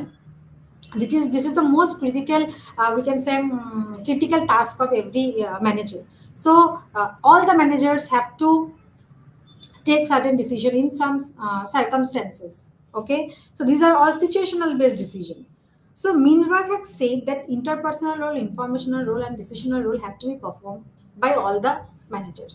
যিকোনো manager যিকোনো অর্গানাইজেশনত থাকিলে এইকেইটা কাম কৰিবই লাগিব, এইকেইটা role perform কৰিব লাগিব। But ইন্টাৰপাৰ্সনাল ৰোলৰ ভিতৰত কি আহিব আমি জানো যে ফিগাৰ হেড ৰোল আহিব, লিডাৰশিপ ৰোল আহিব আৰু আমি ক'ব পাৰিম লাইজেন ৰোল। ফিগাৰ হেড ৰোল মানে ম্যানেজাৰক এটা ফিগাৰ হেড মানে as a father figure, as a like manager is occupying a respectable position, so the person cannot be too friendly. এটা ম্যানেজারে বেশি ফ্রেন্ডলি হব নোৱাৰে, আদারওয়াইজ কি হ'ব? ওয়ার্কার্স এডভান্টেজ লোৱা স্টার্ট কৰিব। Workers will not respect that person, workers will not take the command very seriously from the person. So Mintzberg has mentioned ki when we talk about interpersonal role মানে friendly relation maintain কৰিব লাগিব, but under friendly also there should be certain boundaries, there should be certain limitation. So Mintzberg has mentioned that managers have to perform the role of figurehead মানে কি? father figure নিচিনা এটা like instruction provide কৰিব লাগিব, command provide কৰিব লাগিব। Okay, and then whatever commands the manager is providing to the workers, the worker must fulfil it. Workers মানে এমপ্লয়িজে কামখিনি কৰিব লাগিব, বুজিব লাগিব, ইনষ্ট্ৰাকশ্যনখিনি ফুলফিল কৰিব লাগিব। আৰু কেতিয়াবা দৰকাৰ পৰিলে ম্যানেজাৰে লিডাৰো হ'ব লাগিব, মানে ইনিচিয়েটিভ ল'ব লাগিব। Being a manager, sometimes the manager have to take the lead. লাইজন হ'ব লাগিব, লাইজনৰ কামখিনি কৰিব লাগিব। লাইজন মানে কেতিয়াবা মেনেজাৰে বাহিৰত গৈ পেলাই নিজৰ কোম্পানীক ৰিপ্ৰেজেণ্ট কৰিব লাগিব, that is call liaison. Okay, suppose যিকোনো এনুৱেল জেনেৰেল মিটিঙত, ছাপ'জ ছুইজাৰলেণ্ডত এটা এনুৱেল জেনেৰেল মিটিং হৈ আছে, চ' কোম্পানী যাব লাগিব বাহিৰত, and then the manager have to represent the company. Okay, so' manager have to go' outside the organisation. কেতিয়াবা মেনেজাৰে নিজৰ কোম্পানীক ৰিপ্ৰেজেণ্ট কৰিবৰ কাৰণে in front of the stakeholders, মানে শ্বেয়াৰ হোল্ডাৰ্ছ, ইনভেষ্টাৰ্ছ, কাষ্টমাৰ্ছ, সিহঁতৰ ওচৰত গৈ পেলাই নিজৰ কোম্পানীক ৰিপ্ৰেজেণ্ট কৰিব লাগিব, আৰু সেই ৰিপ্ৰেজেণ্টৰ কামখিনিক আমি কি বুলি কওঁ? লাইজন কাম। অ'কে, নেক্সট আমাৰ আছে ইনফৰমেশ্যনেল ৰোল। চ' ইনফৰমেশ্যনেল ৰোল মানে মনিটৰিং ৰোল, ডিচিমিনেটৰ ৰোল আৰু স্পোক পাৰ্চন। চ' মনিটৰ্ছ ৰোল মানে কি? ইনফৰমেশ্যন চাৰ্চ কৰা। Being a manager, the most important role which Mainsberg has defined is the informational role. Informational role মানে কি হ'ব? Being a manager, কৰ পৰা আমি ইনফৰমেশ্যন পাব পাৰোঁ, regarding what will be our sources of information, সেইটো আমাৰ আইডেণ্টিফাই কৰিব লাগিব। অ'কে, চ' মনিটৰিং ৰোল মানে not only controlling, monitoring role মানে চাৰ্চিং অফ দ্য ইনফৰমেশ্যনটো চাৰ্চ কৰা, that is call monitoring role. Disseminator role means এই ইনফৰমেশ্যনবিলাক ডিষ্ট্ৰিবিউট কৰা। মানে ছাপ'জ মেনেজাৰৰ তাতে ইনফৰমেশ্যন খালি আহিলে নহ'ব, যে for example a new policy has been changed, a new policy has been reformed. Okay, সেই ইনফৰমেশ্যন খালি আহিলে নহ'ব, manager have to distribute it, that is called disseminator role. Also' sometime the manager have to become a spoke person. Suppose a meeting is going on, এটা meeting এটা হৈ আছে য'ত মানে দ্য ৱৰ্কাৰ্ছে অপ'জ কৰিলে যে আমাৰ চেলাৰীখিনি বাঢ়িব লাগে, আমাৰ ৱেজেছখিনি বাঢ়িব লাগে। Okay, they are demanding that আমাৰ চেলাৰী, আমাৰ নেগচিয়েশ্যন হ'ব লাগে। So' in that case, from the manager can represent the company. মেনেজাৰে কি কৰিব? সেইটো মিটিঙত কোম্পানীক ৰিপ্ৰেজেণ্ট কৰি পেলাই নেগচিয়েট কৰিব। চ' চামটাইম the manager act as a spoke person from companies perspective. চ' মেনেজাৰে স্পোক পাৰ্চনো হ'ব লাগিব। এইটো চিটুৱেশ্যনেল বেছড। অ'কে, চিটুৱেশ্যনেল বেছ মিনছ যেতিয়া দৰকাৰ পৰে, যেতিয়া প্ৰয়োজন হয়, তেতিয়া মেনেজাৰে কিন্তু স্পোক পাৰ্চনৰ ৰোলখিনিও কৰিব লগা হ'ব পাৰে। আৰু লাষ্টলি আমাৰ তাতে আছে ইনফৰমেশ্যনেল ৰোল হৈ গ'ল আৰু ডিচিশ্যনেল ৰোল। এতিয়া ডিচিশ্যনেল ৰোল মানে কি? অন্টাৰপ্ৰিনিউৰিয়েল ৰোল হ'ব, ডিষ্টাৰ্বেঞ্চ হেণ্ডলাৰৰ ৰোল হ'ব, ৰিচোৰ্চ এল'কেটাৰৰ ৰোল হ'ব আৰু নেগচিয়েটৰৰ ৰোল। চ' Mainsberg has mentioned, Mainsberg ক'লে যে in his own theory that in any organization, manager plays a very important role. আৰু যিকোনো অৰ্গেনাইজেশ্যনৰ ছাকচেছখিনি মেনেজাৰৰ ওপৰত বহুতখিনি পৰ্চন বা পাৰ্চেণ্টেজ ডিপেণ্ড কৰে। চ' মেনেজাৰে এটা ইম্পৰ্টেণ্ট টাস্ক পাৰফৰ্ম কৰিব লাগে, দেট ইজ হ'ল ডিচিশ্যনেল ৰোল। ডিচিশ্যনেল ৰোল মানে যিকোনো ক্ৰিটিকেল চিটুৱেশ্যনত manager should be capable enough, মেনেজাৰৰ নিজৰ স্কিল, নিজৰ এক্সপিৰিয়েঞ্চ ইমানখিনি থাকিব লাগে যে এটা ভাল ডিচিশ্যন যেন ল'ব পাৰে। অ'কে, এটা ভাল ডিচিশ্যন যেন ল'ব পাৰে, আৰু দেট ইজ কল্ড ডিচিশ্যনেল ৰোল। আৰু এইটোৰ ভিতৰত কেতিয়াবা অন্টাৰপ্ৰিনিউৰিয়েল ৰোল পাৰফৰ্ম কৰিব লগা হ'ব পাৰে। মানে অন্টাৰপ্ৰিনিউৰ্ছ মানে কি? Those who initiate the ideas, না বিজনেছমেন, প্ৰমোটাৰ্ছ। চ' কেতিয়াবা মেনেজাৰে এনেকুৱা হ'ব পাৰে যে চিটুৱেশ্যন এটা এনেকুৱা আহি গ'ল যে manager have to take the first lead. Okay, innovator হ'ব লাগিব পাৰে বা ইনিচিয়েটৰ হ'ব লাগিব পাৰে, আৰু কেতিয়াবা ডিষ্টাৰ্বেঞ্চ হেণ্ডলাৰ হ'ব লাগিব পাৰে। So' manager should have the capability to solve any kind of disturbance. Suppose trade ইউনিয়নৰ ফালৰ পৰা কিবা এটা কনফ্লিক্ট আহি গ'ল, ৱৰ্কাৰ্ছৰ ফালৰ পৰা কিবা এটা কনফ্লিক্ট আহি গ'ল, so' manager should be capable enough to solve those kind of conflict. Okay, and then resource allocator. So' manager will মেনেজাৰে ডিচাইড কৰিব আমাৰ তাতে কিমান ৰিচোৰ্চ আছে, কিমান ফাণ্ড আছে, সেই ফাণ্ডখিনি আমি ডিফাৰেণ্ট ডিপাৰ্টমেণ্টছৰ কিমান প্ৰপৰ্চনলৈকে আমি ডিষ্ট্ৰিবিউট কৰিব পাৰোঁ। অ'কে, চ' এইটো কোনে কৰিব? মেনেজাৰে কৰিব। আৰু লাষ্টলি আমি ক'ব পাৰিম যে নেগচিয়েটৰ ৰোল। কেতিয়াবা মেনেজাৰে নেগচিয়েটৰ ৰোলখিনিও পাৰফৰ্ম কৰে। মানে ছাপ'জ ৱৰ্কাৰ্ছে চেলাৰী লৈ পেলাই বা ৱেজেছ লৈ পেলাই কিবা নেগচিয়েট কৰি আছে, so' manager from organization perspective can also' negotiate about the amount. Okay, so' সেইটো হ'ল মেইনছবাৰ্গৰ থিয়ৰী। চ' ইয়াতে আজি এইটো ক্লাছত মই দুটা হাইলাইট কৰিলোঁ, দুটা বস্তু চাইড কৰিলোঁ to understand coordination through communication. Communication আমাৰ বুজিব লাগিব, কমিউনিকেশ্যন মানে যোগাযোগ দি পেলাই আমি সমন্বয়টো এচিভ কৰিব পাৰোঁ। কেনেকৈ এচিভ কৰিব পাৰোঁ? যদি কমিউনিকেশ্যন নাথাকে, যদি আমি ক'বই নোৱাৰোঁ, আমি এক্সপ্ৰেছ কৰিব নোৱাৰোঁ, তেনেহ'লে কামখিনি ৱৰ্কাৰ্ছে বুজি নাপাব। কামখিনি বুজি নাপালে ৱৰ্কাৰ্ছে কামখিনি কৰিব নোৱাৰে। কামখিনি কৰিব নোৱাৰিলে there is no' question of coordination. है ना আৰু মিন্সবাৰ্গ যোনটো থিওৰি আমি এতিয়া হাইলাইট কৰা হ'ল ডিসকাস কৰা হ'ল মিন্সবাৰ্গ থিওৰিত ক্লিয়াৰলি কোৱা হ'ল যে being a manager they have to perform 3 prior or most important role. What are the role? Interpersonal, informational and decisional role. আৰু এই তিনিটা ৰোলত আমি চাব পাৰিম যে কমিউনিকেশ্যনৰ পাৰ্টখিনি বহুত ভালকে এক্টিভলি ইনভলভ হৈ আছে সো তিনিটা ৰোলতে communication is very very important আৰু আমি ইন শৰ্ট এতিয়া আমি কি বুজিলো যে communication is the act of transferring the message communication মানে কি এইটো এটা এক্ট হয় এটা কাম এটা প্ৰক্ৰিয়া এই যোনটো আমি লিখি বা ওৰেলি মানে ৰিটেন অৰ ভাৰ্বেলি বা ওৰেলি মুখত কৈ বা লিখি পেলাই আমি বস্তুটো কমিউনিকেট কৰিব পাৰিম okay so this is how we have understood ki communication jogajog keneke coordination achieve koribole help kore and lastly etur basis I have given one activity also so with this basis মই এটা activity দিলো দুটা activity ইয়াতে mention কৰা হল এটা হল the learners have to choose an organization আৰু organization choose কৰি পেলাই এটা flow chart বনাব লাগিব and then you have to show that how communication help in achieving the coordination also আৰু এটা কাম activity দিলো উপযুক্ত উদাহৰণ use কৰি পেলাই এটো explain কৰিব লাগিব যে coordination কেনেকে communication মানে coordinationৰ পৰা communicationৰ কেনেকে আমি পৃথক কৰিব নোৱাৰো সো এই দুটা activity আজিৰ কাৰণে so এটোৱে হল আমাৰ ক্লাস আজিৰ কাৰণে আৰু নেক্সট ক্লাছত আমি কভাৰ কৰিম মোটিভেশনৰ পাৰ্টখিনি আৰু লিডাৰশিপও আছে এটো slowly one by one we will try to cover thank you